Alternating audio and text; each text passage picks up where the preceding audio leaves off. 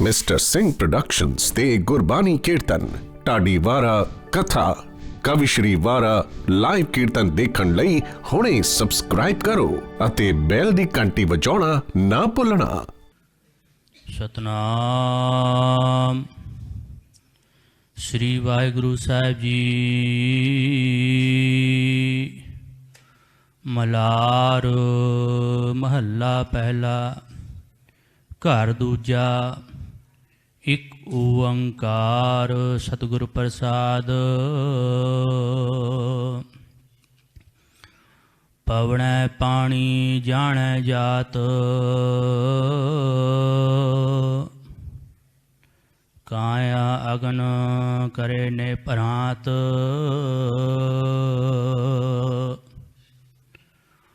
ਪਵਣੈ ਪਾਣੀ ਜਾਣੈ ਜਾਤ,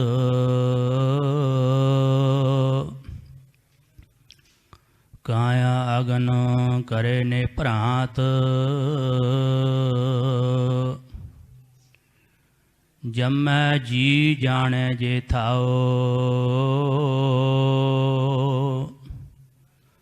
ਸੁਰਤਾ ਪੰਡਿਤ ਤਾਂ ਕਾ ਨਾਓ।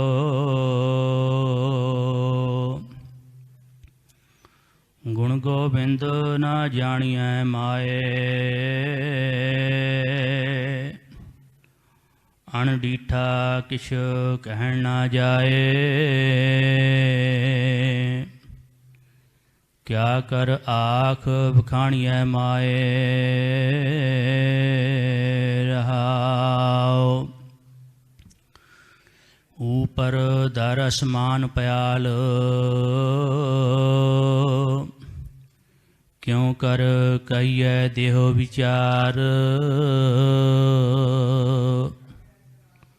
ਬਿਨ ਜਿਹਵਾ ਜੋ ਜਪੈ ਹੈ ਆਏ, ਕੋਈ ਜਾਣੈ ਕੈਸਾ ਨਾਓ। ਕਥਨੀ ਬਦਨੀ ਰਹਿ ਨੇ ਭਰਾਤ, ਸੋ ਬੂਝੈ ਹੋਵੈ ਜਿਸ ਦਾਤ। ਐਨਸ ਅੰਤਰ ਰਹਿ ਲਿਵਲਾਏ, ਸੋਈ ਪੁਰਖ ਜੇ ਸੱਚ ਸਮਾਏ। ਜਾਤ ਕੁਲੀਨ ਸੇਵਕ ਜੇ ਹੋਏ, ਤਾਂ ਕਾ ਕਹਿਣਾ ਕਹੋ ਨਾ ਕੋਏ। ਵਿੱਚ ਸਨਾਤੀ ਸੇਵਕ ਹੋਏ, ਨਾਨਕ ਪਣੀਆਂ ਪੈਰੈ ਸੋਏ। ਵਿੱਚ ਸਨਾਤੀ ਸੇਵਕ ਹੋਏ, ਨਾਨਕ ਪਣੀਆਂ ਪੈਰੈ ਸੋਏ। ਵਾਹਿਗੁਰੂ ਜੀ ਕਾ ਖਾਲਸਾ, ਵਾਹਿਗੁਰੂ ਜੀ ਕੀ ਫਤਿਹ।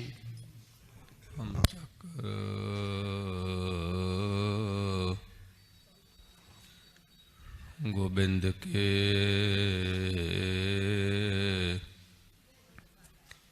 ਠਾਕੁਰ ਮੇਰਾ ਹਾਰਾ।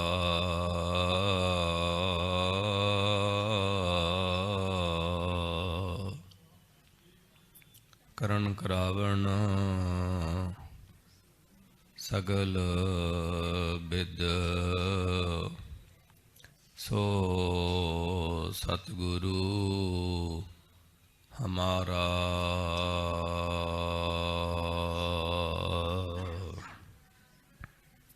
ਪਰਮ ਸਨਮਾਨਯੋਗ ਗੁਰੂ ਰੂਪ ਗੁਰੂ ਖਾਲਸਾ ਸਾਧ ਸੰਗਤ ਜੀਓ, ਆਪ ਸਭ ਵਡਭਾਗੇ ਹੋ ਜਿੱਥੇ ਅਕਾਲ ਪੁਰਖ ਅੰਤਰਜਾਮੀ ਵਾਹਿਗੁਰੂ ਜੀ ਕੇ ਸਰਗੁਣ ਸਵਰੂਪ ਦਸਵੇਂ ਗੁਰੂ ਨਾਨਕ ਸਾਹਿਬ ਸਤਿਗੁਰੂ ਸ੍ਰੀ ਗੁਰੂ ਗੋਬਿੰਦ ਸਿੰਘ ਸਾਹਿਬ ਜੀ ਮਹਾਰਾਜ ਜੀ ਨੇ ਧਰਮ ਚਲਾਵਨ ਸੰਤਿ ਉਬਾਰਨ ਦੁਸ਼ਟ ਸਭਨ ਕੋ ਮੂਲ ਉਬਾਰਾਂ ਦੇ ਵਾਸਤੇ ਅਵਤਾਰ ਧਾਰਿਆ।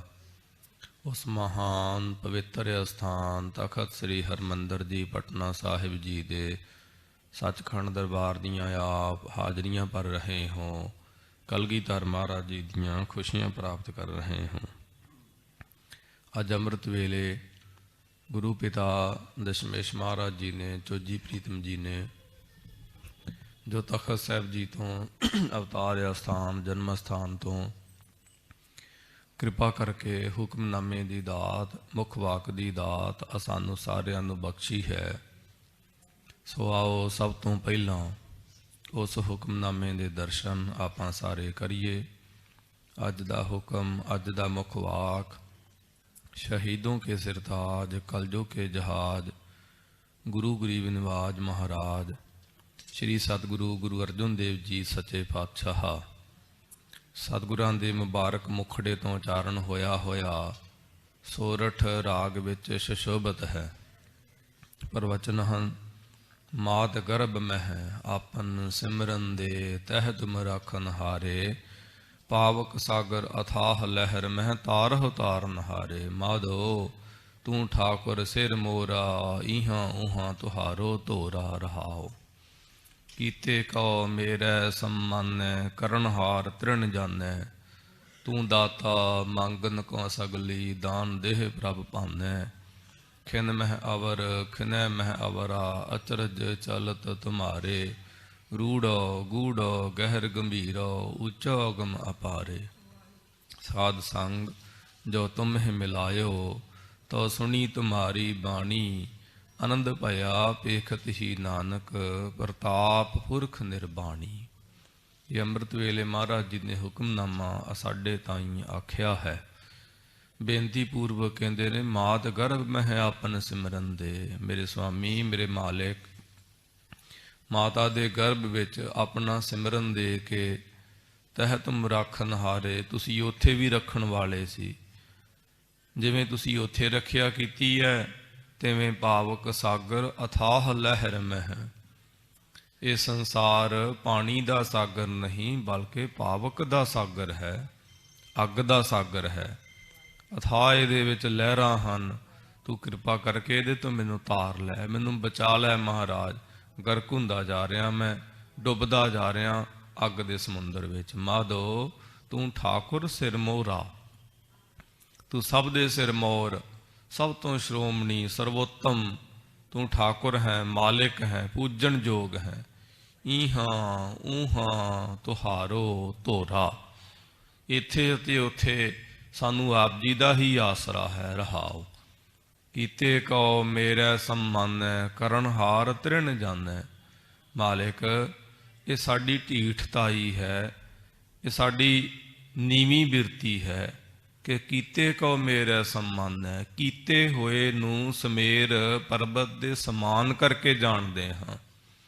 ਤੇ ਕਰਨਹਾਰ ਤ੍ਰਿਣ ਜਾਣੈ, ਜੋ ਕਰਨਹਾਰ ਹੈ ਉਹਨੂੰ ਤ੍ਰਿਣ, ਤਿਣ, ਘਾਤ ਦਾ ਤਿਣਕਾ, ਕੱਖ, ਕੱਖ ਜਾਣਦੇ ਹਾਂ। ਕਰਨਹਾਰ ਨੂੰ ਕੱਖ, ਤੇ ਜੋ ਉਹਦੀਆਂ ਪੈਦਾ ਕੀਤੀਆਂ ਹੋਈਆਂ ਉਹਦੀਆਂ ਨਿਆਮਤਾਂ ਨੇ, ਉਹਦੀਆਂ ਦਾਤਾਂ ਨੇ, ਉਹਨੂੰ ਸਮੇਰ ਪਰਬਤ ਕਰਕੇ ਜਾਣਦੇ ਹਾਂ। ਭੁੱਲ ਹੈ ਸਾਡੀ। ਉਹਦੇ ਰਚੇ ਹੋਏ ਜੀਵ, ਰੁੱਖ, ਮਨੁੱਖ, ਪਦ ਪਦਾਰਥ ਤਾਂ ਮਹਾਨ ਲੱਗਦੇ ਹਨ, ਪਰ ਉਹ ਸਾਨੂੰ ਕੱਖ ਵੀ ਨਹੀਂ ਲੱਗਦਾ ਹੈ, ਘਾਹ ਦਾ ਤਿਣਕਾ ਵੀ ਨਹੀਂ ਲੱਗਦਾ ਹੈ। ਇਹ ਸਾਡੀ ਭੁੱਲ ਹੈ ਮਹਾਰਾਜ, ਬਹੁਤ ਵੱਡੀ। ਤੂੰ ਦਾਤਾ ਮੰਗਨ ਕੋ ਸਗਲੀ, ਦਾਨ ਦੇਹ ਪ੍ਰਭ ਭਾਨੈ। ਮਾਲਿਕ, ਤੂੰ ਦਾਤਾ ਹੈ, ਸਾਰੀ ਸ੍ਰਿਸ਼ਟੀ ਤੇਰੇ ਅੱਗੇ ਮੰਗਣ ਵਾਸਤੇ ਖਲੋਤੀ ਹੋਈ। ਦਾਨ ਦੇਹ ਪ੍ਰਭ ਭਾਨੈ, ਤੂੰ ਆਪਣੇ ਭਾਣੇ ਅਨੁਸਾਰ, ਆਪਣੀ ਰਜਾ ਅਨੁਸਾਰ ਸਭ ਨੂੰ ਦਾਨ ਦਿੰਦਾ ਹੈ। ਖਿਨ ਮਹਿ ਅਵਰ ਖਿਨੈ ਮਹਿ ਅਵਰਾ, ਅਚਰਜ ਚਲਤ ਤੁਮਾਰੇ। ਛਿਨ ਮਾਤਰ ਸਮੇਂ ਵਿੱਚ ਕੁਛ ਹੋਰ, ਛਿਨ ਮਾਤਰ ਸਮੇਂ ਵਿੱਚ ਕੁਛ ਹੋਰ ਹੋ ਜਾਂਦਾ। ਅਸਚਰਜ ਨੇ ਤੇਰੇ ਕੌਤਕ। ਵਾਹ, ਕਿਧਰੇ ਤੂੰ ਕੁਛ ਹੈ, ਕਿਧਰੇ ਤੂੰ ਕੁਛ ਹੈ। ਕਿਧਰੇ ਤੂੰ ਦਿਨ ਬਣਾਇਆ ਹੋਇਆ, ਇੱਥੇ ਦਿਨ ਚੜ ਰਿਹਾ, ਕਿਧਰੇ ਦਿਨ ਛਿਪ ਰਿਹਾ ਹੈ, ਰਾਤ ਪੈ ਰਹੀ ਹੈ। ਅਸਚਰਜ ਹਨ ਤੇਰੇ ਕੌਤਕ। ਵਾਹ, ਕੈਸਾ ਅਸਚਰਜ। ਐਡਾ ਵੱਡਾ ਅਸਮਾਨ, ਬਿਨ ਥੰਮਾ ਗਗਨ ਰਹਾਇਆ। ਬਿਨ ਥੰਮਾ ਰਾਖੇ ਸੱਚ ਕੱਲ ਪਾਏ। ਬਿਨਾਂ ਥੰਮਾਂ ਤੋਂ ਇਸ ਅਸਮਾਨ ਨੂੰ ਅਸਥਿਤ ਕਰ ਦਿੱਤਾ। ਸ਼ਕਤੀ ਹੈ ਨਾ ਤੇਰੀ। ਅੱਗ ਦਾ ਤੇ ਲੱਕੜ ਦਾ ਲੱਖਾਂ ਸਾਲਾਂ ਦਾ ਵੈਰ ਆ। ਅੱਗ ਜਿਹੜੀ ਹੈ ਉਹ ਲੱਕੜ ਨੂੰ ਸਾੜ ਸਾੜ ਕੇ ਰੱਜੀ ਨਹੀਂ ਅਜੇ ਤੱਕ। ਭਾਵੇਂ ਆਸਟ੍ਰੇਲੀਆ ਦੇ ਸਾਰੇ ਜੰਗਲ ਯੂਪੀ ਦੇ ਸਾਰੇ ਜੰਗਲ ਸੜ ਕੇ ਸਵਾਹ ਹੋ ਜਾਣ ਫਿਰ ਵੀ ਉਹ ਰੱਜਦੀ ਨਹੀਂ, ਪਰ ਉਸ ਲੱਕੜ ਦੇ ਵਿੱਚ ਹੀ ਤੈਂ ਅੱਗ ਰੱਖ ਦਿੱਤੀ ਹੈ, ਆਪਣੀ ਮਰਜ਼ਾਦਾ ਨੂੰ ਨਹੀਂ ਛੁੰਦੀ ਹੈ। ਇਹ ਵੀ ਤੇਰੇ ਅਸਚਰਜ ਕੌਤਕ ਹਨ, ਅਸਚਰਜ ਹਨ ਤੇਰੇ ਕੌਤਕ। ਵੇਖ ਤੇਰੇ ਕੈਸੇ ਕੌਤਕ ਹਨ ਮੇਰੇ ਸੁਆਮੀ। ਸਰੀਰ ਮਿੱਟੀ, ਮਿੱਟੀ ਬੋਲੀ ਜਾ ਰਹੀ ਹੈ, ਵਾਹ ਮਿੱਟੀ ਹੀ ਬੋਲ ਰਹੀ ਹੈ। ਮੇਰਾ ਸਰੀਰ, ਮਾਫ ਕਰਨਾ ਆਪ ਜੀ ਦਾ ਸਰੀਰ ਮਿੱਟੀ ਸੁਣੀ ਜਾ ਰਿਹਾ, ਸਮਝੀ ਜਾ ਰਿਹਾ। ਉਹਦੀ ਕਲਾ ਹੀ ਹੈ ਨਾ, ਜਦੋਂ ਉਹਦੀ ਕਲਾ ਨਿਕਲ ਗਈ, ਸਰੀਰ ਵਿੱਚੋਂ ਸੱਤਾ ਨਿਕਲ ਗਈ, ਆਤਮਾ ਨਿਕਲ ਗਈ, ਆਕੜ ਜਾਂਦਾ ਜੀ। 10 ਜਾਣੇ ਫੜ ਕੇ ਨਿਭਾਉਂਦੇ ਨੇ, ਬੜੇ ਜ਼ੋਰ ਨਾਲ ਖੱਫਣ ਵਲੇਟਦੇ ਨੇ, 4 ਜਾਣੇ ਚੁੱਕ ਕੇ ਲੈ ਜਾਂਦੇ ਨੇ, ਲੱਪ ਕੋ ਬਚਦੀ ਹੈ ਮਗਰ ਹੱਡੀਆਂ ਦੀ। ਕਈਆਂ ਦੀਆਂ ਉੱਥੇ ਪਈਆਂ ਰਹਿ ਜਾਂਦੀਆਂ ਨੇ, ਕਈਆਂ ਦੀਆਂ ਦੱਬ ਦਿੰਦੇ ਨੇ, ਕਈ ਜਲ ਪ੍ਰਵਾਹ ਕਰ ਦਿੰਦੇ ਨੇ। ਅਸਚਰਜ ਹੈ ਤੇਰੇ ਕੌਤਕ ਮੇਰੇ ਮਾਲਕ, ਤੂੰ ਕਿੰਨਾ ਅਸਚਰਜ ਹੈ। ਇੰਨੀ ਪਿਆਰੀ ਸੁੰਦਰਤਾ ਮਾਸੂਮ ਜਿਹੇ ਨਿੱਕੇ ਜਿਹੇ ਫੁੱਲਾਂ ਵਿੱਚੋਂ ਕਿਵੇਂ ਉਤਪੰਨ ਹੁੰਦੀ ਹੈ, ਔਰ ਉਹ ਆਪਣੇ ਆਪ ਖਿੜਦੇ ਨੇ, ਗੰਧ ਦਿੰਦੇ ਹਨ।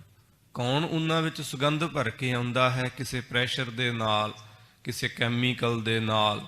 ਕੋਈ ਡੱਬੀ ਹੋਵੇਗੀ ਅੰਦਰ, ਕੋਈ ਸ਼ੀਸ਼ੀ ਹੋਵੇਗੀ, ਕੋਈ ਬੋਤਲ ਹੋਵੇਗੀ ਕਿ ਕੋਈ ਸੁਗੰਧ ਉਹਨਾਂ ਵਿੱਚ ਭਰ ਆਉਂਦਾ ਹੈ? ਨਹੀਂ, ਇਹ ਤੇਰੀ ਹੀ ਲੀਲਾ ਹੈ। ਕਿੰਨੇ ਮਾਸੂਮ ਹਨ ਉਹ ਫੁੱਲ, ਕਿੰਨੇ ਭੋਲੇ ਹਨ, ਕਿਸੇ ਨੂੰ ਕੁਛ ਨਹੀਂ ਕਹਿੰਦੇ ਹਨ, ਔਰ ਕੋਈ ਵਿਖਾਵਾ ਨਹੀਂ ਹੈ ਉਹਨਾਂ ਵਿੱਚ, ਕਿਸੇ ਨੂੰ ਵਿਖਾਉਂਦੇ ਵੀ ਨਹੀਂ ਹਨ। ਹੇਮਕੁੰਟ ਦੀਆਂ ਪਹਾੜੀਆਂ ਔਰ ਹੋਰ ਕਿੰਨੀਆਂ ਬਰਫੀਲੀਆਂ ਪਹਾੜੀਆਂ ਨੇ ਜਿੱਥੇ ਕੋਈ ਮਨੁੱਖ ਨਹੀਂ, ਕੋਈ ਨਹੀਂ ਰਹਿਣ ਵਾਲਾ, ਉੱਥੇ ਵੀ ਖਿੜਦੇ ਨੇ ਫੁੱਲ, ਉੱਥੇ ਵੀ ਗੰਧ ਦਿੰਦੇ ਨੇ, ਉਹ ਖੁਸ਼ਬੋਈ ਦਿੰਦੇ ਨੇ। ਅਸਚਰਜ ਹਮ ਤੇਰੇ ਕੌਤਕ ਮੇਰੇ ਮਾਲਿਕ। ਖਿਨ ਮਹਿ ਅਵਰ ਖਿਨੈ ਮਹਿ ਅਵਰਾ, ਚਰਜ ਚਲਦ ਤੁਮਾਰੇ।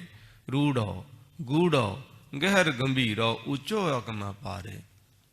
ਤੂੰ ਬੜਾ ਸੁੰਦਰ ਹੈ, ਅਤ ਸੁੰਦਰ ਹੈ ਮੇਰੇ ਸੁਆਮੀ। ਤੇਰੇ ਤੋਂ ਵੱਧ ਕੇ ਕੋਈ ਸੋਹਣਾ ਨਹੀਂ ਹੋ ਸਕਦਾ। ਤੂੰ ਤੇ ਸੋਹਣਿਆਂ ਦਾ ਸਰਤਾਜ ਹੈ ਮਹਾਰਾਜ।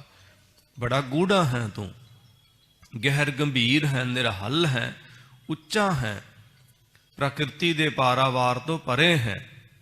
ਸਾਧ ਸੰਗ ਜੋ ਤੁਮਹਿ ਮਿਲਾਇਓ ਤੋ ਸੁਣੀ ਤੁਮਾਰੀ ਬਾਣੀ। ਜਦੋਂ ਤੈਂ ਕਿਰਪਾ ਕੀਤੀ, ਸਾਧੂਆਂ ਦੀ ਸੰਗਤ ਵਿੱਚ ਸਾਨੂੰ ਮਿਲਾਇਆ ਤਾਂ ਆਪਣੀ ਬਾਣੀ ਸੁਣਾਈ।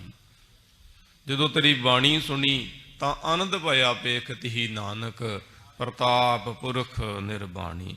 ਮਹਾਰਾਜ ਕਹਿੰਦੇ ਉਹ ਨਿਰਬਾਣੀ ਨੂੰ, ਬੰਧਨ ਰਹਿਤ ਵਾਹਿਗੁਰੂ ਜੀ ਨੂੰ, ਉਹਦੇ ਪ੍ਰਤਾਪ ਨੂੰ ਵੇਖ ਕੇ ਮੇਰੇ ਹਿਰਦੇ ਨੂੰ ਆਨੰਦ ਹੋਇਆ, ਖੁਸ਼ੀ ਹੋਈ। ਇਹ ਮਹਾਰਾਜ ਨੇ ਅੰਮ੍ਰਿਤ ਵੇਲੇ ਤਖਤ ਸਾਹਿਬ ਜੀ ਤੋਂ, ਅਵਤਾਰ ਅਸਥਾਨ ਜਨਮ ਅਸਥਾਨ ਤੋਂ ਪਹਿਲੇ ਪ੍ਰਕਾਸ਼ ਸਮੇਂ ਹੁਕਮਨਾਮਾ ਕਿਰਪਾ ਕਰਕੇ ਸਾਡੇ ਤਾਈਂ ਆਖਿਆ, ਜਿਹਦਾ ਸੂਖਮ ਦੀਦਾਰ ਝਲਕ ਮਾਤਰ 5-7 ਮਿੰਟਾਂ ਵਿੱਚ ਆਪਾਂ ਕੀਤਾ ਹੈ। ਇਸ ਦੇ ਨਾਲ ਹੀ ਤਖਤ ਸਾਹਿਬ ਜੀ ਦੇ ਉੱਪਰ ਲੜੀਵਾਰ ਗੁਰਸ਼ਬਦ ਵਿਚਾਰ ਕਥਾ ਚੱਲ ਰਹੀ ਹੈ। ਸ੍ਰੀ ਗੁਰੂ ਕਲਗੀਧਰ ਪਾਤਸ਼ਾਹ ਗਰੀਬ ਨਿਵਾਜ ਜੀ ਦੀ ਬਖਸ਼ਿਸ਼ ਦੇ ਨਾਲ। ਸੋ ਮਲਾਰ ਰਾਗ ਦੀ ਬਾਣੀ, ਜਗਤ ਗੁਰੂ ਗੁਰੂ ਨਾਨਕ ਦੇਵ ਜੀ ਸੱਚੇ ਪਾਤਸ਼ਾਹ ਗਰੀਬ ਨਿਵਾਜ ਜੀ ਦੇ ਸ਼ਬਦ ਲੜੀਵਾਰ ਰੂਪ ਦੇ ਵਿੱਚ ਆਪਾਂ ਵਿਚਾਰ ਰਹੇ ਹਾਂ। ਪਹਿਲੇ ਘਰ ਸੁਰਤਾਲ ਦੇ ਪਿੱਛੇ ਗੁਰੂ ਨਾਨਕ ਦੇਵ ਜੀ ਮਹਾਰਾਜ ਜੀ ਦੇ ਸੋ ਟੋਟਲ 5 ਸ਼ਬਦ 4-4 ਪਦਿਆਂ ਵਾਲੇ ਸੰਪੂਰਨ ਹੋਏ ਸਨ। ਅੱਗੇ ਦੂਸਰੇ ਘਰ ਸੁਰਤਾਲ ਦੇ ਸ਼ਬਦ ਗੁਰੂ ਨਾਨਕ ਦੇਵ ਜੀ ਸੱਚੇ ਪਾਤਸ਼ਾਹ ਜੀ ਦੇ ਪ੍ਰਾਰੰਭ ਹੋ ਰਹੇ ਨੇ। ਆਓ ਜਿਤਨੇ ਵੀ ਮਾਈ ਭਾਈ ਬਿਰਧ ਬਾਲਿਕ ਗਰੀਬ ਨਿਵਾਜ ਮਹਾਰਾਜ ਜੀ ਕੀ ਪਵਿੱਤਰ ਗੋਦ ਮੋਂ ਸੁਭਾਈਮਾਨ ਹੋकर ਮਹਾਰਾਜ ਜੀ ਦੇ ਚਰਨਾਂ ਦਾ ਲਾਹਾ ਲੈ ਰਹੇ ਹੋ, ਔਰ ਦੇਸ਼ਾਂ ਵਿਦੇਸ਼ਾਂ ਪ੍ਰਦੇਸ਼ਾਂ ਦੇ ਵਿੱਚ ਦੂਰਦਰਸ਼ਨ ਦੂਰ ਸਰਵਣ ਭਾਵ ਮੀਡੀਆ ਦੇ ਜ਼ਰੀਏ ਮਹਾਰਾਜ ਦੀ ਕਥਾ ਦੇ ਨਾਲ ਜੁੜ ਰਹੇ ਹੋ। ਆਓ ਭਾਈ ਸਤਿਗੁਰਾਂ ਦੀ ਅੰਮ੍ਰਿਤਮਈ ਗੁਰਬਾਣੀ ਦੀ ਲੜੀਵਾਰ ਵਿਚਾਰ ਕਥਾ ਦੇ ਨਾਲ ਜੁੜੋ, ਇਕਾਗਰਤਾ ਬਣਾਓ। ਨਿੱਕੇ ਨਿੱਕੇ ਪਿਆਰੇ ਬੱਚਿਆਂ ਨੂੰ ਕੰਟਰੋਲ ਵਿੱਚ ਰੱਖਿਓ, ਔਰ ਮੋਬਾਈਲ ਫੋਨ ਖਾਸ ਕਰਕੇ ਬੰਦ ਜਾਂ ਸਾਇਲੈਂਟ ਤੇ ਲਾਓ, ਭਾਵ ਇਕਾਗਰਤਾ ਬਣਾਓ। ਸ੍ਰੀ ਗੁਰੂ ਕਲਗੀਧਰ ਪਾਤਸ਼ਾਹ ਮਹਾਰਾਜ ਜੀ ਦੇ ਚਰਨਾਂ ਦਾ ਧਿਆਨ ਧਰਦੇ ਹੋਏ ਰਸਨਾ ਪਵਿੱਤਰ ਕਰੋ। ਪਿਆਰ ਦੇ ਨਾਲ ਗੱਜ ਕੇ ਆਖੋ ਜੀ ਸਤਿਨਾਮ ਸ੍ਰੀ ਵਾਹਿਗੁਰੂ ਜੀ। ਪਿਆਰ ਨਾਲ ਫਿਰ ਆਖੋ ਜੀ ਸਤਿਨਾਮ ਸ੍ਰੀ ਵਾਹਿਗੁਰੂ ਜੀ। ਸਤਿਨਾਮ ਸਾਹਿਬ ਜੀ। ਮਲਾਰ ਮਹੱਲਾ ਪਹਿਲਾ। ਘਰ ਦੂਜਾ। ਇੱਕ ਓੰਕਾਰ ਸਤਿਗੁਰ ਪ੍ਰਸਾਦ। ਮਲਾਰ ਰਾਗ ਦੇ ਵਿੱਚ ਜਗਤ ਗੁਰੂ ਧੰਨ ਧੰਨ ਧੰਨ ਸਾਹਿਬ ਸਤਿਗੁਰੂ ਸ੍ਰੀ ਗੁਰੂ ਨਾਨਕ ਦੇਵ ਜੀ ਸੱਚੇ ਪਾਤਸ਼ਾਹ। ਸੋ ਪਹਿਲੇ ਘਰ ਸੁਰਤਾਲ ਦੇ 5 ਸ਼ਬਦ ਸੰਪੂਰਨ ਕਰਕੇ ਅੱਗੇ ਦੂਸਰੇ ਘਰ ਸੁਰਤਾਲ ਦੇ ਸ਼ਬਦ ਪਰ ਆਰੰਭ ਕਰਦੇ ਹਨ। ਪਹਿਲਾ ਮੰਗਲ ਕਰਦੇ ਨੇ, ਪ੍ਰਭੂ ਇੱਕ ਹੈ, ਸਤ ਚੇਤਨ ਆਨੰਦ ਸਰੂਪ ਹੈ। ਉਸ ਇੱਕ ਓੰਕਾਰ ਦੀ ਪ੍ਰਾਪਤੀ ਸਤਿਗੁਰਾਂ ਦੀ ਕਿਰਪਾ ਦੇ ਨਾਲ ਹੁੰਦੀ ਹੈ। ਕਹੋ ਨਾਨਕ ਗੁਰਬਿਨ ਨਹੀਂ ਸੂਝੈ, ਹਰ ਸਾਜਨ ਸਭ ਕਾ ਨਿਕਟ ਖੜਾ ਹੈ। ਭਾਵੇਂ ਸਾਰਿਆਂ ਦੇ ਨੇੜੇ ਖੜੇ ਆਹੋ, ਲੇਕਿਨ ਗੁਰੂ ਤੋਂ ਬਿਨਾਂ ਉਹਦੀ ਸੋਝੀ ਨਹੀਂ ਹੁੰਦੀ ਹੈ। ਇਹ ਮਹਾਰਾਜ ਨੇ ਸਤਿਗੁਰ ਪ੍ਰਸਾਦ ਆਖਿਆ ਹੈ ਕਿ ਮਹਾਰਾਜ ਨੂੰ, ਪਰਮੇਸ਼ਰ ਨੂੰ ਜਿੰਨੇ ਵੀ ਪਾਉਣਾ ਉਹਨੇ ਗੁਰੂ ਦੀ ਕਿਰਪਾ ਦੇ ਨਾਲ ਹੀ ਪਾਉਣਾ। ਬਿਨ ਸਤਿਗੁਰ ਕਿਨਾ ਨਾ ਪਾਇਓ, ਬਿਨ ਸਤਿਗੁਰ ਕਿਨਾ ਨਾ ਪਾਇਆ। ਸਤਿਗੁਰ ਵਿੱਚ ਆਪ ਰਖਿਓਨ ਕਰ ਪ੍ਰਗਟ ਆਖ ਸੁਣਾਇਆ। ਮਾਲਕ ਨੇ ਗੁਰੂ ਵਿੱਚ ਆਪਣਾ ਆਪਾ ਰੱਖਿਆ ਹੋਇਆ। ਗੁਰੂ ਤੋਂ ਬਿਨਾਂ ਉਹਨੂੰ ਨਹੀਂ ਪਾਇਆ ਜਾ ਸਕਦਾ ਹੈ, ਭਾਵੇਂ ਕੋਈ ਜਿੰਨੇ ਮਰਜ਼ੀ ਯਤਨ ਕਰ ਲਵੇ। ਇੱਕ ਹੋਰ ਵੀ ਬਾਣੀ 'ਚ ਤੁਕ ਆਉਂਦੀ, ਜਿਸ ਕਾ ਗ੍ਰਹਿ ਤਿਨ ਦੀਆ ਤਾਲਾ ਕੁੰਜੀ ਗੁਰ ਸੌਂ ਪਾਈ। ਜਿਹਦਾ ਗ੍ਰਹਿ ਘਰ ਹੈ ਉਹਨੇ ਤਾਲਾ ਦਿੱਤਾ ਹੋਇਆ, ਲੋਕ ਲਾਇਆ, ਜਿੰਦਰਾ ਲਾਇਆ, ਤੇ ਕੁੰਜੀ ਗੁਰ ਸੌਂ ਪਾਈ। ਉਹਦੀ ਕੁੰਜੀ ਜੋ ਹੈ, ਚਾਬੀ ਜੋ ਹੈ, ਉਹ ਗੁਰ ਸੌਂ ਪਾਈ, ਗੁਰੂ ਨੂੰ ਸੌਂਪ ਦਿੱਤੀ ਆ, ਗੁਰੂ ਨੂੰ ਦੇ ਦਿੱਤੀ। ਅਨੇਕ ਉਪਾਵ ਕਰੈ ਨਹੀਂ ਪਾਵੈ, ਮੈਨ ਸਤਿਗੁਰ ਸਰਣ ਆਈ। ਕੋਈ ਜਿੰਨੇ ਮਰਜ਼ੀ ਉਪਾਵ ਯਤਨ ਕਰੇ ਪਰ ਉਹ ਪ੍ਰਾਪਤ ਨਹੀਂ ਹੁੰਦੀ ਹੈ, ਕਿਉਂਕਿ ਕੁੰਜੀ ਗੁਰੂ ਦੇ ਕੋਲ ਹੈ। ਪੁਰਾਣੇ ਜ਼ਮਾਨਿਆਂ ਦੇ ਵਿੱਚ, ਜਿਵੇਂ ਆਪਾਂ ਹੁਣ 2020-21 ਵਿੱਚ ਵਿਚਰ ਰਹੇ ਹਾਂ, ਇਵੇਂ 1250 ਸੰਨ ਦੇ ਆਸ-ਪਾਸ ਕੁਝ ਐਸੇ ਸਾਧ ਸੰਗਤ ਜੀ, ਸੋ ਲੋਕਰ ਜਿਹਨੂੰ ਅੱਜ ਕੱਲ੍ਹ ਦੀ ਭਾਸ਼ਾ ਵਿੱਚ ਆਪਾਂ ਕਹਿ ਸਕਦੇ ਹਾਂ, ਪਹਿਲਾਂ ਸੰਦੂਖ ਕਿਆ ਕਰਦੇ ਸਨ।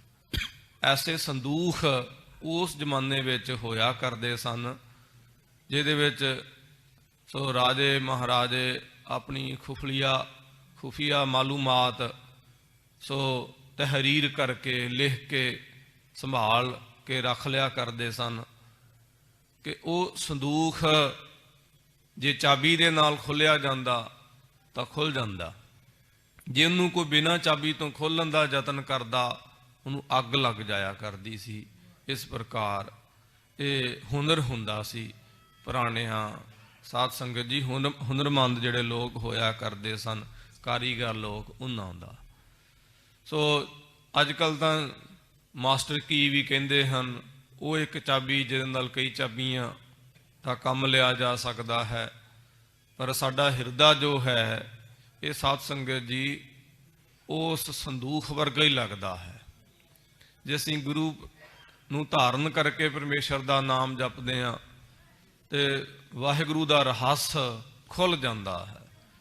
ਜੇ ਅਸੀਂ ਆਪੂ ਯਤਨ ਕਰੀਏ, ਗੁਰੂ ਨੂੰ ਧਾਰਨ ਕਰੀਏ, ਆਪੂ ਅਸੀਂ ਸਾਧਨਾ ਕਰੀਏ, ਬਹੁਤ ਵਾਰੀ ਸਾਡੇ ਦਿਲੋਂ ਦਿਮਾਗ ਦੇ ਉੱਪਰ ਵੀ ਅਸਰ ਹੋ ਜਾਂਦਾ। ਮਾਫ ਕਰਨਾ, ਕਈ ਲੋਕ ਸਾਧਨਾ ਕਰਦੇ ਕਰਦੇ ਮੈਂਟਲੀ ਅਪਸੈਟ ਵੀ ਹੋ ਜਾਂਦੇ, ਦੀਵਾਨੇ ਵੀ ਹੋ ਜਾਂਦੇ ਨੇ, ਝੱਲੇ ਵੀ ਹੋ ਜਾਂਦੇ ਨੇ। ਸ਼ਾਇਦ ਇਹ ਉਹੀ ਸੰਦੂਖ ਆ ਜਿਹਨੂੰ ਚਾਬੀ ਤੋਂ ਬਿਨਾਂ ਖੋਲ੍ਹਣਾ ਜਿਹੜਾ ਹੈ ਕਿਸੇ ਖਤਰੇ ਤੋਂ ਖਾਲੀ ਨਹੀਂ ਹੈ। ਤਾਂ ਕਰਕੇ ਗੁਰੂ ਧਾਰਨ ਕਰਨਾ ਬਹੁਤ ਜ਼ਰੂਰੀ ਹੈ ਜੇ ਪਰਮੇਸ਼ਰ ਨੂੰ ਪ੍ਰਾਪਤ ਕਰਨਾ ਹੈ। ਖੈਰ, ਗਰੀਬ ਨਿਵਾਜ ਮਹਾਰਾਜ ਸਤਿਗੁਰੂ ਸੱਚੇ ਪਾਤਸ਼ਾਹ ਸਤਿਗੁਰ ਪ੍ਰਸਾਦ ਭਾਵ ਗੁਰੂ ਦੀ ਕਿਰਪਾ ਦੇ ਨਾਲ ਉਹ ਪ੍ਰਾਪਤ ਹੁੰਦਾ। ਐਸਾ ਮੰਗਲ ਉਚਾਰਨ ਕਰਕੇ ਅੱਗੇ ਉਪਦੇਸ਼ ਦਿੰਦੇ ਹਨ। ਪਵਨ ਪਾਣੀ ਜਾਣੈ ਜਾਤ। ਮਹਾਰਾਜ ਜੀ ਦੇ ਪਾਸ ਇੱਕ ਪੰਡਤ ਆਇਆ। ਸੋ ਜਾਤੀ ਇਹ ਬੇਈਮਾਨੀ ਸੀ, ਆਪਣੇ ਆਪ ਨੂੰ ਉਹ ਸਭ ਤੋਂ ਵੱਡਾ ਦੱਸਦਾ ਸੀਗਾ ਕਿ ਅਸੀਂ ਪੰਡਿਤ ਹਾਂ, ਬ੍ਰਾਹਮਣ ਹਾਂ, ਸਾਡੇ ਤੋਂ ਵੱਡਾ ਕੋਈ ਨਹੀਂ, ਬਾਕੀ ਸਭ ਥੱਲੇ ਨੇ। ਕੋਈ ਬੈਸ ਹੈ, ਕਸ਼ਤਰੀ ਹਨ, ਸ਼ੂਦਰ ਹਨ, ਫਿਰ ਅਵਰਣੀ ਲੋਕ ਹਨ, ਸਨਾਤ ਵੀ ਹਨ, ਜਿਹੜੇ ਵਰਨਾਂ ਵਿੱਚ ਵੀ ਨਹੀਂ ਆਉਂਦੇ ਹਨ। ਸ਼ਾਇਦ ਤੁਸੀਂ ਕਦੀ ਸ਼ਬਦ ਸੁਣਿਆ ਹੋਵੇ, ਇੱਕ ਵਰਨ ਇੱਕ ਅਵਰਨ ਹੁੰਦੇ ਨੇ। ਸੋ ਵਰਨਾਂ ਵਿੱਚ ਵੀ ਨਹੀਂ ਆਉਂਦੇ ਹਨ, ਸ਼ੂਦਰਾਂ ਤੋਂ ਵੀ ਜੋ ਥੱਲੇ, ਜਿਨ੍ਹਾਂ ਨੂੰ ਸਮਾਜ ਨੇ ਦੱਸਿਆ ਹੋਇਆ ਹੈ ਇਸ ਪ੍ਰਕਾਰ ਕਿ ਅਸੀਂ ਸਭ ਤੋਂ ਉੱਤਮ ਹਾਂ। ਜਗਤ ਗੁਰੂ ਗੁਰੂ ਨਾਨਕ ਸਾਹਿਬ ਸੱਚੇ ਪਾਤਸ਼ਾਹ ਮਹਾਰਾਜ ਦੇ ਪਾਸ ਆਇਆ ਕਰਤਾਰਪੁਰ, ਚੰਗਾ ਫਿਰ ਮਹਾਰਾਜ ਨੇ ਸਵਾਰਿਆ ਉਹਨੂੰ, ਝਾੜ ਝੰਮ ਕੀਤੀ ਉਹਦੀ, ਫਿਰ ਉਹ ਸਿੱਧਾ ਵੀ ਹੋਇਆ। ਉਹਦੇ ਤਾਈਂ ਇਹ ਮਹਾਰਾਜ ਨੇ ਸਾਧ ਸੰਗਤ ਜੀ ਕਰਤਾਰਪੁਰ ਸਾਹਿਬ ਜੀ ਦੀ ਪਾਵਨ ਧਰਤੀ, ਜੋ ਦੁਆਬੇ ਵਾਲਾ ਕਰਤਾਰਪੁਰ ਨਹੀਂ, ਪਾਕਿਸਤਾਨ ਵਾਲਾ ਕਰਤਾਰਪੁਰ, ਜਿਹਦਾ ਦਰਸ਼ਨ ਕਰਨ ਦਾ ਸੁਭਾਗ ਵੀ ਖਾਲਸੇ ਦੀਆਂ ਅਰਦਾਸਾਂ ਸਦਕਾ ਸਾਰੇ ਸੰਸਾਰ ਨੂੰ ਪ੍ਰਾਪਤ ਹੋਇਆ ਹੈ, ਉਸ ਕਰਤਾਰਪੁਰ ਮਹਾਰਾਜ ਨੇ ਸ਼ਬਦ ਉਚਾਰਨ ਕੀਤਾ ਸੀ। ਮਹਾਰਾਜ ਕਹਿੰਦੇ ਪਾਉਣਾ ਬਾਣੀ ਜਾਣੈ ਜਾਤ, ਕਿ ਕਹਿੰਦੇ ਕੀ ਪਾਉਣ ਦੀ ਕੋਈ ਪਾਣੀ ਦੀ ਜਾਤ ਜਾਣੀ ਜਾਂਦੀ ਹੈ। ਮਹਾਰਾਜ ਕਹਿੰਦੇ ਪਾਣੀ ਦੀ ਵੀ ਕੋਈ ਜਾਤੀ ਹੈਗੀ, ਫੁੱਲਾਂ ਦੀ, ਰੁੱਖਾਂ ਬ੍ਰਿਸ਼ਾਂ ਦੀ ਵੀ ਕੋਈ ਜਾਤੀ ਹੈਗੀ ਹੈ, ਪਸ਼ੂ ਪੰਛੀਆਂ ਦੀਆਂ ਵੀ ਕੋਈ ਜਾਤੀਆਂ ਹਨ? ਨਹੀਂ ਹਨ। ਕੋਈ ਪਾਣੀ ਵੀ ਕਿਸੇ ਨਾਲ ਵਿਤਕਰਾ ਕਰਦਾ ਉੱਚੇ ਨੀਵੀਂ ਦੇ ਨਾਲ, ਉਹ ਤੇ ਚੋਰ ਸਾਧ ਦਾ ਵੀ ਫਾਸਲਾ ਨਹੀਂ ਰੱਖਦਾ ਹੈ, ਚੋਰ ਦੀ ਵੀ ਪਿਆਸ ਬੁਝਾਉਂਦਾ, ਸਾਧ ਦੀ ਵੀ, ਠੱਗ ਦੀ ਵੀ, ਦਾਨੀ ਦੀ ਵੀ, ਦੋਨਾਂ ਦੀ। ਮਹਾਰਾਜ ਕਹਿੰਦੇ ਜੇ ਧਰਮ ਕਮਾਉਣਾ ਫਿਰ ਪਾਉਣ ਵਰਗੇ ਹੋਵੋ, ਫਿਰ ਪਾਣੀ ਵਰਗੇ ਹੋਵੋ। ਸੁਭਾਏ ਅਭਾਏ ਜੋ ਨਿਕਟ ਆਵੈ, ਸੀਤ ਤਾਂ ਕਾ ਜਾਏ, ਆਪ ਪਰ ਕਾ ਕਛ ਨਾ ਜਾਣੈ, ਸਦਾ ਸਹਿਜ ਸੁਭਾਏ। ਇਹ ਵੀ ਅੱਗ ਦਾ ਵੀ ਸੁਭਾਅ ਹੈ। ਜੇ ਚੋਰ ਆ ਗਿਆ ਉਹਦੇ ਕੋਲ, ਅਗਨ ਸੀਤ ਕਾ ਲਾਹਸ ਦੁਖ, ਅੱਗ ਜੋ ਹੈ ਸੀਤ ਦਾ, ਸਰਦੀ ਦਾ, ਪਾਲੇ ਦਾ, ਕੱਕਰ ਦਾ ਦੁੱਖ ਲਾ ਦਿੰਦੀ ਹੈ। ਪਿਆਸ ਬੁਝਾਉਂਦਾ ਹੈ ਪਾਣੀ ਸਾਰਿਆਂ ਦੀ। ਔਰ ਇਸੇ ਪ੍ਰਕਾਰ ਹਵਾ ਦਾ ਝੋਕਾ ਆਉਂਦਾ ਹੋਵੇ, ਹੁਣ ਤੇ ਅੱਜ ਕੱਲ੍ਹ ਨਹੀਂ ਸਾਨੂੰ ਅਹਿਸਾਸ ਹੋਣਾ ਕਿਉਂਕਿ ਮੌਸਮ ਤਬਦੀਲ ਹੋ ਗਿਆ। ਥੋੜਾ ਜਿਹਾ ਪਿੱਛੇ ਚਲੇ ਜਾਓ, 4 ਮਹੀਨੇ ਜੂਨ ਦੇ ਆਸ-ਪਾਸ ਚਲੇ ਜਾਓ, ਜੁਲਾਈ ਦੇ ਆਸ-ਪਾਸ, ਗਰਮੀ ਆਉਂਦੀ ਹੋਵੇ, ਸਫ਼ਰ ਕਰਦਿਆਂ ਵਿਚਰਦਿਆਂ ਇੱਧਰ ਉੱਧਰ ਆਦਮੀ ਤਪਦਾ ਹੈ, ਹਵਾ ਦਾ ਇੱਕ ਝੋਕਾ ਆ ਜਾਂਦਾ, ਹਿੱਕ ਨੂੰ ਲੱਗਦੀ ਠੰਡੀ ਹਵਾ, ਸਕੂਨ ਨਹੀਂ ਸੀ ਮਿਲ ਜਾਂਦਾਗਾ ਸਾਨੂੰ। ਅਸੀਂ ਕਹਿੰਦੇ ਸੀ ਵਾਹ ਵਾਹਿਗੁਰੂ ਵਾਹਿਗੁਰੂ, ਫਿਰ ਇੱਕ ਹੋਰ ਝੋਕਾ ਹੋਰ ਆ ਜੇ, ਫਿਰ ਗੱਲ ਬਣ ਜੇ, ਕਿਤੇ ਪਸੀਨਾ ਹੀ ਮਿਟ ਜਾਵੇ, ਹੋਰ ਨਹੀਂ ਕੁਛ। ਤੇ ਕੀ ਹਵਾ ਬਈ ਕਿਸੇ ਨਾਲ ਵਿਤਕਰਾ ਕਰਦੀ ਹੈ ਭਾਈ? ਸਾਧ ਦੀ ਵੀ ਹਿੱਕ ਠਾਰਦੀ, ਚੋਰ ਦੀ ਵੀ, ਉੱਚੇ ਦੀ ਵੀ, ਨੀਵੇਂ ਦੀ ਵੀ, ਇਸ ਪ੍ਰਕਾਰ ਹੈ। ਮਹਾਰਾਜ ਕਹਿੰਦੇ ਪਾਉਣ ਹਵਾ ਤੇ ਪਾਣੀ, ਉਹਨਾਂ ਦੀ ਕੀ ਜਾਤ ਜਾਣੀ ਜਾਂਦੀ ਹੈ? ਕੋਈ ਜਾਤ ਨਹੀਂ ਹੈ। ਉਹ ਕਿਸੇ ਦੀ ਕੀ ਜਾਤ ਜਾਣਦੇ ਨਹੀਂ ਜਾਣਦੇ। ਇਹ ਤੱਤਾਂ ਵਾਲਾ ਸੁਭਾਅ ਇਹ ਧਾਰਨ ਕਰੋ। ਅਪ ਤੇਜ ਵਾਏ ਪ੍ਰਿਥਵੀ ਆਕਾਸ਼ਾ, ਐਸੀ ਰਹਿਤ ਰਹੋ ਹਰ ਪਾਸਾ। ਇਹ ਰਹਿਤ ਹੈ ਅਪ ਤੇਜ ਵਾਏ ਪ੍ਰਿਥਵੀ ਆਕਾਸ਼ਾ। ਇਹ 5 ਤੱਤ ਹਨ। ਇਹਨਾਂ 5 ਤੱਤਾਂ ਵਾਲੀ ਰਹਿਤ ਰੱਖੋ ਜੇ ਪਰਮੇਸ਼ਰ ਨੂੰ ਧਾਰਨ ਕਰਨਾ ਹੈ। ਬਾਹਰ ਮੁਖੀ ਧਰਮ ਦੀ ਰਹਿਤ ਅਪਣਾਉਣ ਦੇ ਨਾਲ ਨਾਲ ਅੰਤਰੀਵ ਜਿਹੜੀ ਰਹਿਤ ਹੈ, ਸਮਦ੍ਰਿਸ਼ਟੀ ਹੋਣਾ, ਸਮਵਰਤੀ ਹੋਣਾ, ਇਹ ਵੀ ਜ਼ਰੂਰ ਧਾਰਨ ਕਰੋ। ਐਸਾ ਮਹਾਰਾਜ ਉਪਦੇਸ਼ ਦਿੰਦੇ ਹਨ। ਕਾਇਆ ਅਗਨ ਕਰੈ ਨਿਭ੍ਰਾਂਤ। ਮਹਾਰਾਜ ਕਹਿੰਦੇ ਇਸ ਪ੍ਰਕਾਰ ਜਿਸ ਵਾਹਿਗੁਰੂ ਸਿਰਜਣਹਾਰ ਪਰਮੇਸ਼ਰ ਨੇ ਇਹ 5 ਤੱਤ ਸਿਰਜੇ ਹਨ। ਕਾਇਆ ਅਗਨ ਕਰੇ ਨਿਭ੍ਰਾਂਤ, ਸਰੀਰ ਦੇ ਵਿੱਚੋਂ ਜਿਹੜੀ ਅੱਗ ਹੈ ਤ੍ਰਿਸ਼ਨਾ ਦੀ, ਕਾਮ ਇਤਿਆਦਿਕ ਦੀ, ਔਰ ਇਸੇ ਪ੍ਰਕਾਰ ਸੋ ਵਾਸ਼ਨਾ ਇਤਿਆਦਿਕ ਦੀ, ਇਸ ਅੱਗ ਨੂੰ ਨਿਵਰਤ ਕਰੇ। ਜਿਵੇਂ ਬਾਹਰੀ ਤੌਰ ਤੇ ਸਾਡੇ ਸਰੀਰ ਨੂੰ ਕੋਈ ਅੱਗ ਇਤਿਆਦਿਕ ਦੀ ਛੂਹ ਮਿਲੇ, ਅਸੀਂ ਤੜਫਦੇ ਹਾਂ, ਰੌਲਾ ਵੀ ਪੈ ਜਾਂਦਾ ਹੈ, ਪਰ ਅੰਦਰੋਂ ਅੰਦਰੇ ਅਸੀਂ ਝੁਲਸ ਰਹੇ ਹਾਂ, ਆਪਣੇ ਆਪ ਨੂੰ ਸਾੜ ਰਹੇ ਹਾਂ। ਇਸ ਗੱਲ ਦੀ ਸਾਨੂੰ ਕੋਈ ਫਿਕਰ ਹੀ ਨਹੀਂ ਹੈ। ਗ੍ਰੰਥਾਂ ਵਿੱਚ ਲਿਖਿਆ ਹੋਇਆ ਕਿ ਸਾਡੇ ਸਰੀਰ ਦੇ ਅੰਦਰ ਅੱਗ ਹੁੰਦੀ ਹੈ। ਤਾਂ ਹੀ ਤਾਂ ਲੋਕ ਕਹਿੰਦੇ ਨੇ ਕਿ ਰੋਟੀ ਖਾਣ ਤੋਂ ਬਾਅਦ ਪਾਣੀ ਨਾ ਪੀਓ, ਉਹਨੂੰ ਜਠਰਾਗਨ ਕਹਿੰਦੇ ਹਨ। ਪੇਟ ਦੀ ਅੱਗ, ਢਿੱਡ ਦੀ ਅੱਗ, ਜਿਹਦੇ ਨਾਲ ਪ੍ਰਸ਼ਾਦ ਪਾਣੀ ਰੋਟੀ ਹਜ਼ਮ ਹੁੰਦੀ ਹੈ।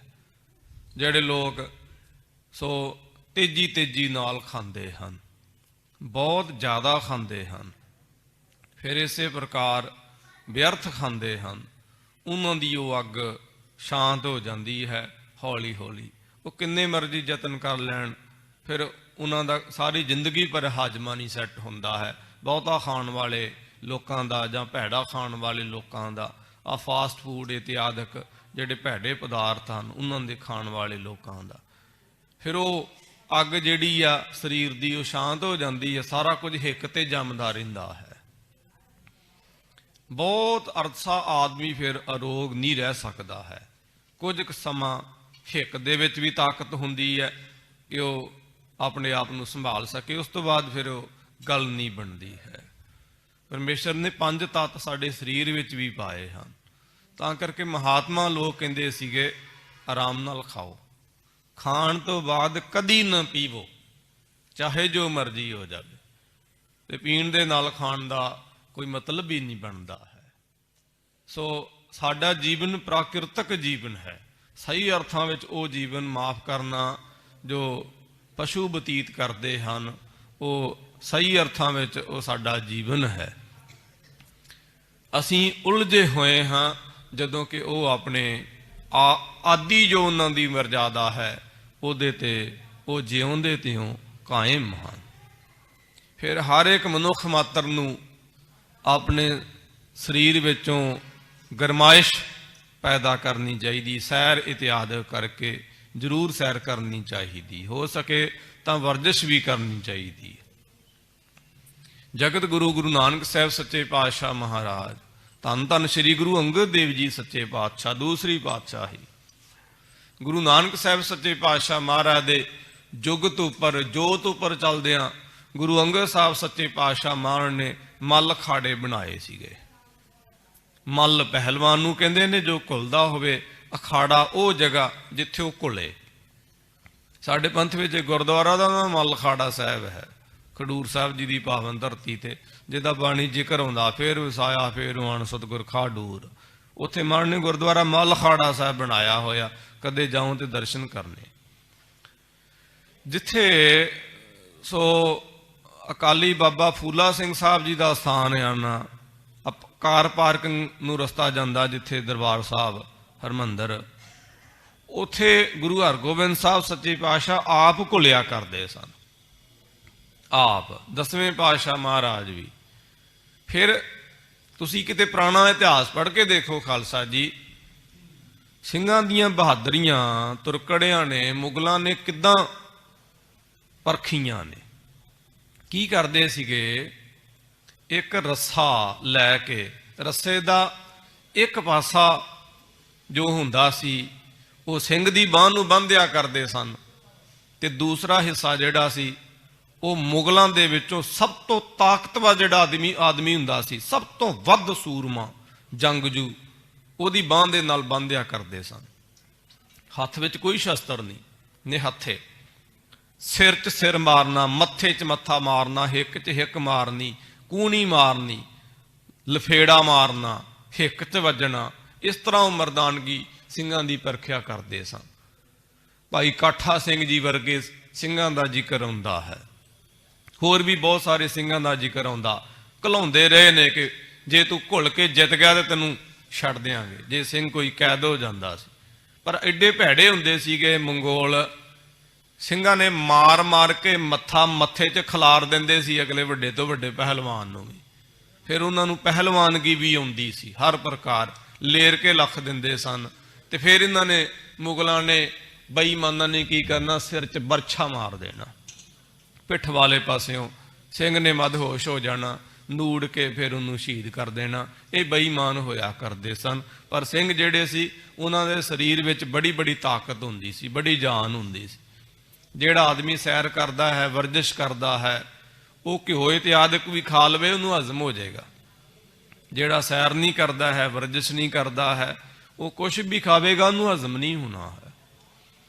ਸਾਡੇ ਕੀ ਸੁਭਾਅ ਨੇ ਮਨੁੱਖੀ ਮਨ ਦੇ, ਜਿਹੜਾ ਆਦਮੀ ਸੈਰ ਕਰਦਾ ਹੈ, ਆਪਣੇ ਸਰੀਰ ਦੀ ਸੰਭਾਲ ਰੱਖਦਾ ਹੈ, ਬੜੀ ਹੈਰਾਨਗੀ ਦੀ ਗੱਲ ਆ, ਉਹਨੂੰ ਇਹ ਭੈੜੇ ਪਦਾਰਥ ਪਸੰਦ ਹੀ ਨਹੀਂ ਆਉਂਦੇ ਹਨ। ਇਹ ਬੜਾ ਰਹੱਸ ਹੈ। ਜਿਹੜਾ ਆਦਮੀ ਰੋਗਣ ਹੋ ਜਾਂਦਾ ਹੈ, ਉਹਨੂੰ ਭੈੜੇ ਪਦਾਰਥ ਛੱਡਣੇ ਮੁਸ਼ਕਲ ਹੋ ਜਾਂਦੇ ਨੇ। ਅਸਲ ਵਿੱਚ ਉਹ ਵੀ ਇੱਕ ਬਿਮਾਰੀ ਹੁੰਦੀ ਹੈ। ਸ਼ੂਗਰ ਦੇ ਮਰੀਜ਼ ਨੂੰ ਮਿੱਠੇ ਨਾਲ ਜ਼ਿਆਦਾ ਚੇਸਟਾ ਹੁੰਦੀ ਹੈ, ਉਹ ਵੀ ਇੱਕ ਬਿਮਾਰੀ ਹੈ।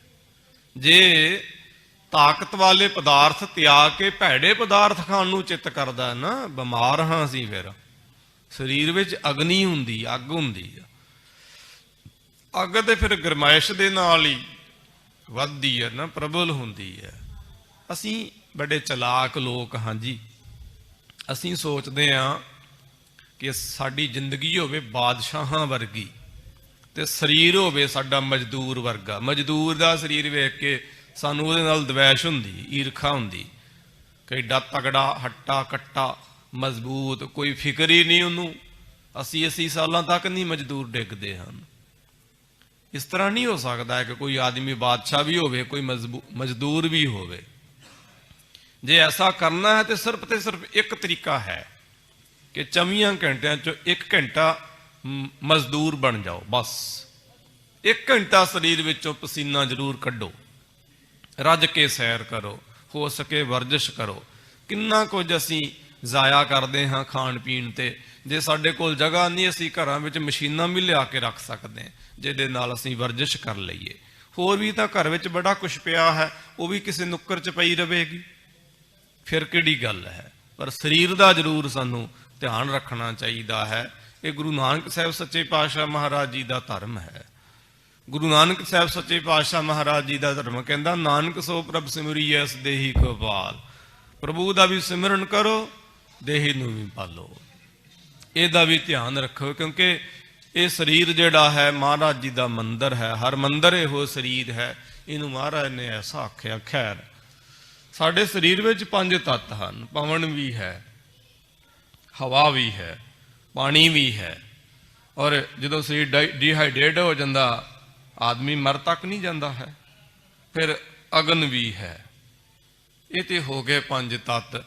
एक अंतरीब अग भी है साढ़े शरीर के अंदर, जो सानू अंदरों अंदर ही लुई जा रही है।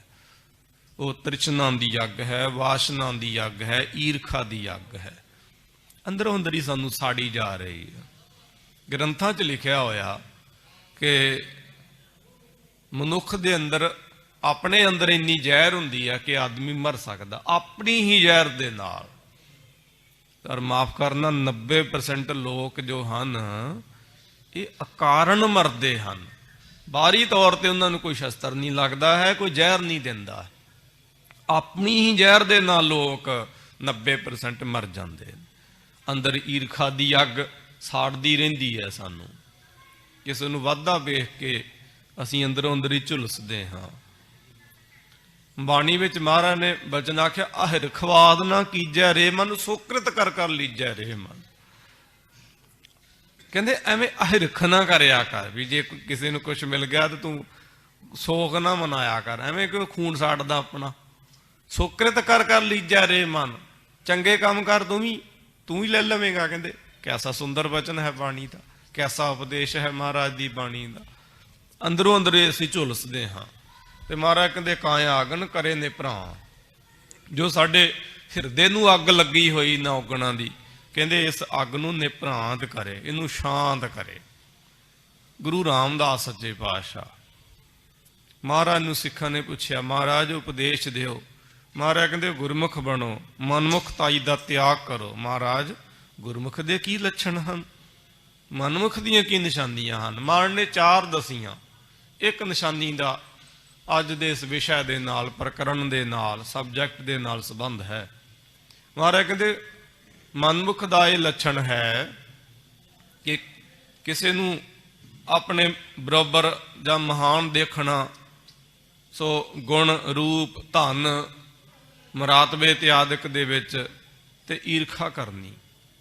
ते गुरमुख का गुण है जे किसी नूं अपने बरोबर जां महान देखना, महाराज का शुक्र करना कि महाराज ने किड्डे किड्डे महान व्यक्ति पैदा किए ने, पैदा करने वाला किड्डा क महान होवेगा, उहदे नाल जुड़ जाना। ये गुरमुखता ही है ते जीवन का शायद सब तो वड्डा रहस है। किसी नूं महान देखना अपने तो ते परमेश्वर वाल जुड़ जाना, भी जिन्हें इन्ने इन्ने महान बंदे बनाए ने, वो किड्डा क महान होवेगा भला, उहदे नाल जुड़ना चाहिए, बंदगी करनी चाहिए। वेखिए तो सही आप किड्डा क महान है। इस प्रकार जिवें ताजमहल इत्यादि है, सो देखते ने लोग, फिर चेष्टा उत्पन्न होंदी होवेगी कि इनू रचन वाले कौन होणगे जिन्हां ने इत्थे संग तराशी का काम किया, पत्थरां नूं तराशिया, मेहनत की। इस प्रकार ਮਹਾਨ ਰਚਨਾ ਨੂੰ ਵੇਖ ਕੇ ਰਚਨਹਾਰ ਵੀ ਤੇ ਯਾਦ ਆਉਣਾ ਚਾਹੀਦਾ ਨਾ। ਇਹ ਗੁਰਮੁਖਤਾਈ ਹੈ। ਮਹਾਰਾਜ ਕਹਿੰਦੇ ਇਸ ਤਰ੍ਹਾਂ ਈਰਖਾ ਨਾ ਕਰਕੇ, ਸਗੋਂ ਇਹ ਈਰਖਾ ਇਤਿਆਦਿਕ ਦੀ ਅੱਗ ਨੂੰ ਹਿਰਦੇ ਵਿੱਚੋਂ ਬੁਝਾਉਣਾ, ਕ੍ਰੋਧ ਇਤਿਆਦਿਕ ਦੀ ਅੱਗ, ਵਾਸ਼ਨਾ ਇਤਿਆਦਿਕ ਦੀ ਅੱਗ ਨੂੰ ਹਿਰਦੇ ਵਿੱਚੋਂ ਬੁਝਾਉਣਾ ਕਰੇ। ਜੰਮਹਿ ਜੀ ਜਾਣੈ ਜੇ ਥਾਓ। ਮਹਾਰਾਜ ਕਹਿੰਦੇ ਉਸ ਥਾਂ ਨੂੰ ਜਾਣ ਲਵੇ ਜਿੱਥੋਂ ਜੀ ਜਨਮ ਲੈਂਦੇ ਹਨ, ਪੈਦਾ ਹੁੰਦੇ ਨੇ। ਜਿਸ ਪਰਮਾਤਮਾ ਤੋਂ ਸਭ ਜੀਵ ਜੰਤੂ ਪੈਦਾ ਹੁੰਦੇ ਨੇ, ਉਸ ਪਰਮਾਤਮਾ ਦੀ ਜਗ੍ਹਾ ਨੂੰ ਜਾਣ ਲਵੇ। ਸੁਰਤਾ ਪੰਡਿਤ ਤਾਂ ਕਾ ਨਾਉ। ਮਹਾਰਾਜ ਕਹਿੰਦੇ ਉਹ ਸੁਰਤਾ ਗਿਆਤ ਵਾਲਾ, ਸੋਝੀ ਵਾਲਾ ਪੰਡਿਤ ਹੈ। ਮਹਾਰਾਜ ਜੋ ਪੰਡਿਤ ਨੂੰ ਕਹਿੰਦੇ ਉਦਾਂ ਥੋੜਾ ਨਾ ਕੋਈ ਪੰਡਿਤ ਬਣ ਸਕਦਾ। ਵੈਸੇ ਪੰਡਿਤ ਦੇ ਅਰਥ ਸਾਨੂੰ ਉਸਤਾਦਾਂ ਮਹਾਂਪੁਰਖਾਂ ਨੇ ਪੜ੍ਹਾਏ ਨੇ। ਪੰਡੂ ਤੱਤਵ, ਪੰਡੂ ਬੁੱਧੀ ਨੂੰ ਕਹਿੰਦੇ ਨੇ, ਤੱਤਵ ਤੱਤ ਨੂੰ ਕਹਿੰਦੇ ਨੇ। ਜਿਹਦੀ ਬੁੱਧੀ ਤੱਤ ਨੂੰ ਜਾਣਦੀ ਹੈ ਉਹਨੂੰ ਪੰਡਿਤ ਕਹਿੰਦੇ ਹਨ।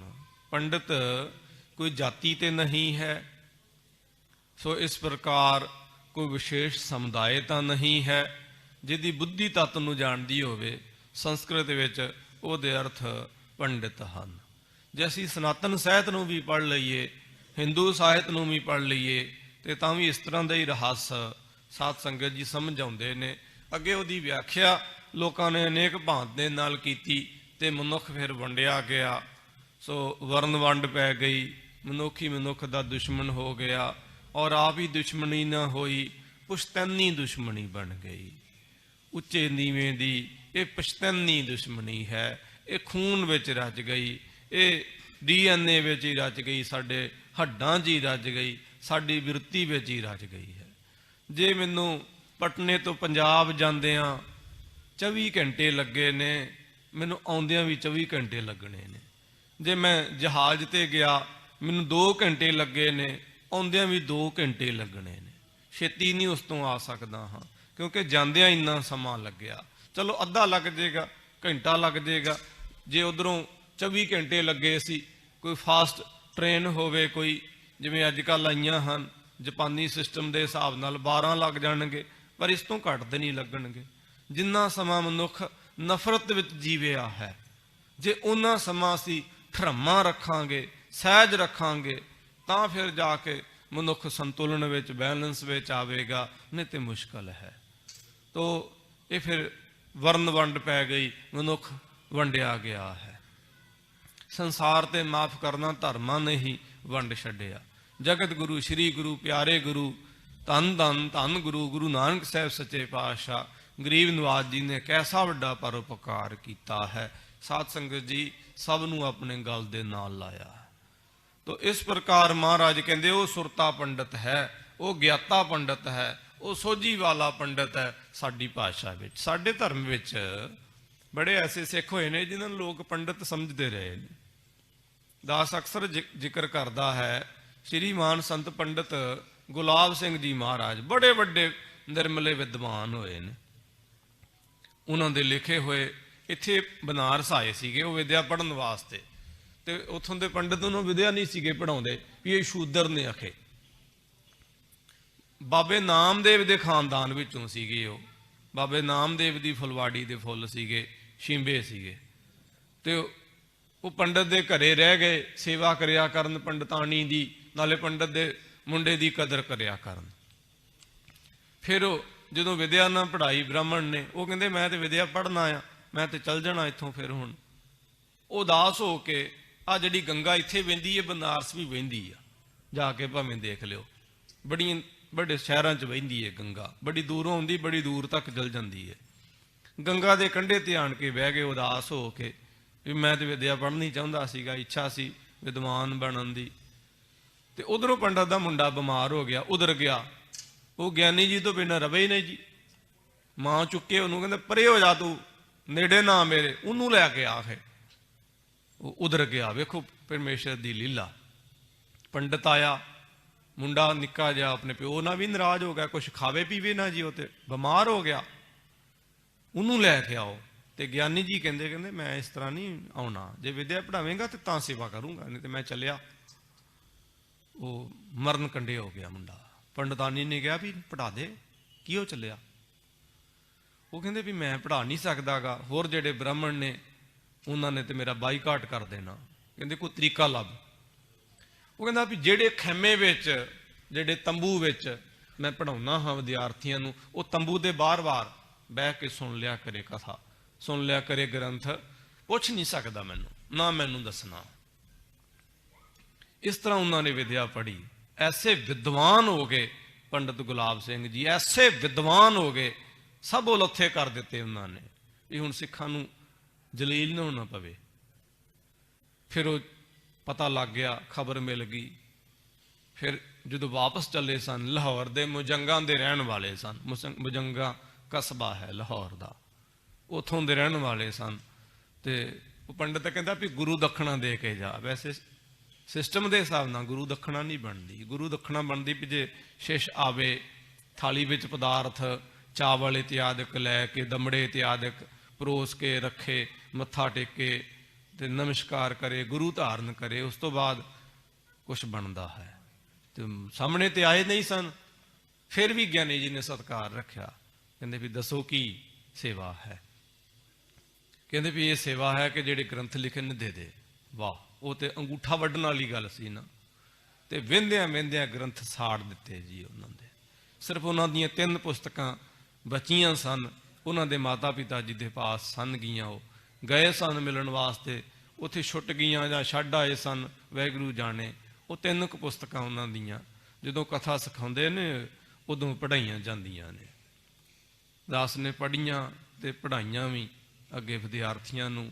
ਮੈਂ ਉਹਨਾਂ ਦਾ ਅਕਸਰ ਜ਼ਿਕਰ ਕਰਦਾ, ਉਹਨਾਂ ਦੀ ਸ਼ਖਸੀਅਤ ਤੋਂ ਬਹੁਤ ਪ੍ਰਭਾਵਿਤ ਹਾਂ। ਬੜੇ ਵਿਦਵਾਨ ਸਨ, ਐਸੇ ਵਿਦਵਾਨ ਨਹੀਂ, ਵਿਰਲੇ ਟਾਵੇਂ ਕੌਮਾਂ ਵਿੱਚ ਪੈਦਾ ਹੁੰਦੇ ਨੇ। ਤੇ ਮੈਂ ਉਹਨਾਂ ਦਾ ਜ਼ਿਕਰ ਕਰਨਾ। ਕਈਆਂ ਨੇ ਕਹਿਣਾ ਇਹ ਪੰਡਤਾਂ ਦੀ ਗੱਲ ਛੋਹ ਕੇ ਬਹਿ ਗਿਆ ਹੈ, ਬ੍ਰਾਹਮਣਵਾਦ ਹੈ, ਪਰ ਉਹ ਪੰਡਤ ਨਹੀਂ ਸਨ। ਉਹ ਬਾਬੇ ਨਾਮਦੇਵ ਜੀ ਦੇ ਪਰਿਵਾਰ ਵਿੱਚੋਂ ਸਨ, ਪਰ ਪੰਡਤ ਨਾ ਹੋਣ ਦੇ ਬਾਵਜੂਦ ਵੀ ਲੋਕ ਉਹਨਾਂ ਨੂੰ ਪੰਡਤ ਕਹਿੰਦੇ ਸੀ। ਸ਼੍ਰੀਮਾਨ ਸੰਤ ਪੰਡਤ ਗੁਲਾਬ ਸਿੰਘ ਜੀ, ਸ਼੍ਰੀਮਾਨ ਸੰਤ ਪੰਡਤ ਨਿਸ਼ਚਲ ਸਿੰਘ ਜੀ, ਜਮਨਾ ਨਗਰ ਜਗਾਦਰੀ ਵਾਲੇ, ਪੰਡਤ ਵੀ ਉਹਨਾਂ ਨੂੰ ਪੰਡਤ ਕਹਿੰਦੇ ਸੀਗੇ। ਪੰਡਤ ਵੀ ਪੰਡਤ ਕਹਿੰਦੇ ਸੀ ਉਹਨਾਂ ਨੂੰ। ਸੋ ਇਸ ਪ੍ਰਕਾਰ ਸੰਤ ਗਿਆਨੀ ਗੁਰਬਚਨ ਸਿੰਘ ਜੀ ਖਾਲਸਾ ਜੀ, ਵੱਡੇ ਵੱਡੇ ਵਿਦਵਾਨ ਪੰਡਤ ਵੀ ਉਹਨਾਂ ਦੀ ਵਿਦਵਤਾ ਦੇ ਅੱਗੇ ਝੁਕ ਜਾਂਦੇ ਸੀ, ਮੱਥਾ ਟੇਕਦੇ ਦਿੰਦੇ ਸੀ। ਕਹਿੰਦੇ ਵੀ ਇਹਨਾਂ ਤੇ ਸਾਨੂੰ ਵੀ ਨਹੀਂ ਪਤਾ ਹੈ। ਵਿਧਾਨ ਦੀ ਵਿਆਖਿਆ ਸਰਲ ਭਾਸ਼ਾ ਵਿੱਚ ਅਸੀਂ ਵੀ ਨਹੀਂ ਕਰ ਸਕਦੇ ਹਾਂ, ਜਿਵੇਂ ਸਿੱਖ ਕਰ ਜਾਂਦੇ ਨੇ। ਇੰਨੀਆਂ ਗੂੜੀਆਂ ਗੱਲਾਂ ਕਰ ਜਾਂਦੇ ਨੇ ਕਿ ਕਹਿਣ ਤੋਂ ਪਰੇ। ਤੁਸੀਂ ਹੈਰਾਨ ਹੋਵੋਗੇ ਜਾਣ ਕੇ, ਜਿਹੜੇ ਸਾਡੇ ਪੰਥ ਵਿੱਚ ਸੰਪਰਦਾਈ ਕਥਾਕਾਰ ਨੇ, ਟਕਸਾਲਾਂ ਦੇ ਪੜ੍ਹੇ ਹੋਏ ਬਹੁਤ ਘੱਟ ਨੇ। ਵੈਸੇ ਖਾਸ ਥਾਵਾਂ ਤੇ ਕੋਈ ਮਿਲ ਜਾਂਦੇ ਨੇ। ਉਹਨਾਂ ਦੀ ਕਥਾ ਬੜੇ ਵੱਡੇ ਵਿਦਵਾਨ ਵੀ ਸੁਣਦੇ ਨੇ ਉਹਨਾਂ ਦੀ ਕਥਾ। ਇਸ ਪ੍ਰਕਾਰ ਉਹ ਮਹਾਰਾਜ ਕਹਿੰਦੇ ਸਹੀ ਅਰਥਾਂ ਵਿੱਚ ਪੰਡਤ ਹੈ। ਸਾਡੀ ਭਾਸ਼ਾ ਵਿੱਚ ਕਹੋ ਕਬੀਰ ਜੋ ਬ੍ਰਹਮ ਵਿਚਾਰ ਹੈ ਸੋ ਬ੍ਰਾਹਮਣ ਕਹੀਅਤ ਹੈ ਹਮਾਰਾ। ਮਹਾਰਾਜ ਕਹਿੰਦੇ ਉਹ ਪੰਡਤ ਹੈ ਜੋ 5 ਤੱਤਾਂ ਵਾਲੀ ਮਰਜ਼ਾਦਾ ਰੱਖੇ, ਜੋ ਵਾਹਿਗੁਰੂ ਨੂੰ ਜਾਣੇ।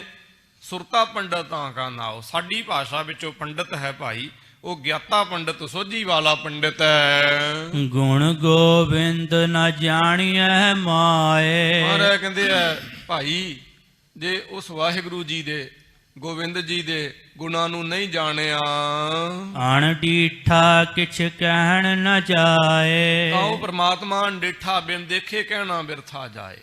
ਜੇ ਉਹਨੂੰ ਦੇਖਿਆ ਨਹੀਂ, ਉਹਦੇ ਬਾਰੇ ਕੁਝ ਕਿਹਾ ਨਹੀਂ ਜਾ ਸਕਦਾ। ਜੋ ਕੁਝ ਕਹਾਂਗੇ ਉਹ ਠੀਕ ਨਹੀਂ ਹੋਵੇਗਾ। ਕਿਆ ਕਰ ਆਖ ਵਖਾਣੀਐ ਮਾਏ। ਮਹਾਰਾਜ ਕਹਿੰਦੇ ਉਸ ਮਾਲਕ ਬਾਰੇ ਜੋ ਅਣਡਿੱਠਾ ਮਾਹੀ ਹੈ, ਉਹਦੇ ਬਾਰੇ ਕੀ ਆਖਿਆ ਜਾਵੇ? ਨਹੀਂ ਆਖਿਆ ਜਾ ਸਕਦਾ। ਇਹ ਸਵਾਲ ਹੈ, ਕੀ ਆਖਿਆ ਜਾਵੇ ਮਾਲਕ ਅੱਗੇ? ਅੱਗੇ ਜਵਾਬ ਦਿੰਦੇ ਨੇ ਰਮਜ ਵਿੱਚ, ਰਹਾਉ ਊਪਰ ਦਰ ਅਸਮਾਨ ਪਿਆਲ।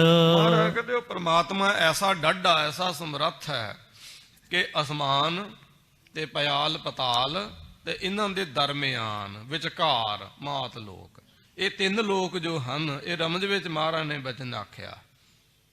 ਜੋ ਦਰਮਿਆਨ ਸ਼ਬਦ ਹੈ, ਇਹਦੇ ਅਰਥ ਬਣਦੇ ਨੇ ਵਿੱਚ। ਜਿਵੇਂ ਆਪਾਂ ਕਹਿੰਦੇ ਨੇ ਸਾਡੇ ਦਰਮਿਆਨ ਫਲਾਣਾ ਬੈਠਾ ਹੋਇਆ, ਇਹ ਦਰਮਿਆਨ ਸ਼ਬਦ ਨੂੰ ਸ਼ਾਰਟ ਵਿੱਚ ਮਹਾਰਾਜ ਜੀ ਨੇ ਵਰਤਿਆ ਹੋਇਆ ਹੈ। ਵੈਸੇ ਦਰ ਦੇ ਅਰਥ ਵਿੱਚ ਵੀ ਹੁੰਦਾ ਹੈ, ਜਿਵੇਂ ਆਮ ਕਹਿੰਦੇ ਨੇ ਕਿ ਦਰ ਹਕੀਕਤ ਇਹ ਗੱਲ ਹੈ, ਹਕੀਕਤ ਵਿੱਚ ਇਹ ਗੱਲ ਹੈ। ਅਸਮਾਨ ਤੇ ਪਤਾਲ ਦੇ ਵਿੱਚ ਇਹ ਮਾਤ ਲੋਕ ਹੈ, ਸਾਡੇ ਤੋਂ ਥੱਲੇ ਪਤਾਲ ਹੈ, ਉੱਪਰ ਅਸਮਾਨ ਹੈ, ਇਹ ਤਿੰਨ ਲੋਕ ਆ। ਕਹਿੰਦੇ ਤਿੰਨਾਂ ਲੋਕਾਂ ਨੂੰ ਸਿਰਜਣ ਵਾਲਾ ਤੇ ਵਿਆਪੀ ਜੋ ਮਾਲਕ ਹੈ ਉਹ ਤਿੰਨਾਂ ਲੋਕਾਂ ਦੇ ਵਿੱਚ ਸਮਾਇਆ ਹੋਇਆ। ਕੋਈ ਐਸੀ ਥਾਂ ਨਹੀਂ ਜਿੱਥੇ ਮਾਲਿਕ ਨਹੀਂ। ਕਿਉ ਕਰ ਕਹੀਐ ਦੇਹੋ ਵਿਚਾਰ। ਮਹਾਰਾਜ ਕਹਿੰਦੇ ਉਸ ਮਾਲਕ ਨੂੰ ਜੋ ਬੜਾ ਡਾਢਾ ਹੈ, ਸਿਰਜਣਹਾਰ ਹੈ, ਜਿਹਦੇ ਤਿੰਨ ਲੋਕ ਸਿਰਜੇ ਨੇ, ਤਿੰਨਾਂ ਲੋਕਾਂ ਦੇ ਜੀਵ ਬਣਾਏ ਹੋਏ ਨੇ, ਜੀਵਾਂ ਦੇ ਅੰਦਰ ਵਿਆਪਕ ਹੈ, ਉਹਦੇ ਬਾਰੇ ਕਿਵੇਂ ਕਹਿਆ ਜਾਵੇ? ਕੁਛ ਕਿਹਾ ਨਹੀਂ ਜਾ ਸਕਦਾ ਹੈ। ਭਾਈ ਵਿਚਾਰ ਦੇਵੋ। ਬਿਨ ਜਿਹਵਾ ਜੋ ਜਪੈ ਹੈ ਆਏ। ਅੱਗੇ ਮਹਾਰਾਜ ਧਰਮ ਦਾ ਸਭ ਤੋਂ ਜੋ ਸਿਖਰ ਹੈ ਉਹਨੂੰ ਬਿਆਨ ਕਰਦੇ ਨੇ ਕਿ ਬਿਨਾਂ ਜਿਹਵਾ ਤੋਂ ਜੋ ਹਿਆਏ ਹਿਰਦੇ ਦੇ ਨਾਲ ਮਾਲਕ ਦਾ ਨਾਮ ਜਪੇ।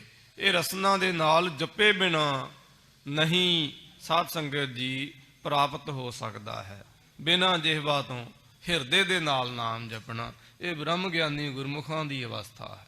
ਮਹਾਰਾਜ ਕਹਿੰਦੇ ਬਿਨਾਂ ਜ਼ਬਾਨ ਤੋਂ ਜੋ ਹਿਰਦੇ ਦੇ ਨਾਲ ਨਾਮ ਜਪੇ ਕੋਈ ਜਾਣੈ ਕੈਸਾ ਨਾਉ। ਮਹਾਰਾਜ ਕਹਿੰਦੇ ਕੋਈ ਵਿਰਲਾ ਟਾਵਾਂ ਜਾਣਦਾ ਹੈ ਕਿ ਉਹ ਕੈਸਾ ਹੈ ਨਾਮ, ਕੈਸਾ ਹੈ ਨਾਮ ਦਾ ਸਵਾਦ ਜਿਹੜਾ ਬਿਨਾਂ ਜਿਹਵਾ ਤੋਂ ਬਿਨਾਂ ਜ਼ਬਾਨ ਤੋਂ ਹੀ ਜਪਿਆ ਜਾਂਦਾ ਹੈ। ਆਮ ਆਦਮੀ ਬਿਨਾਂ ਜ਼ਬਾਨ ਤੋਂ ਹੀ ਜਪੀ ਜਾਂਦੇ ਨੇ।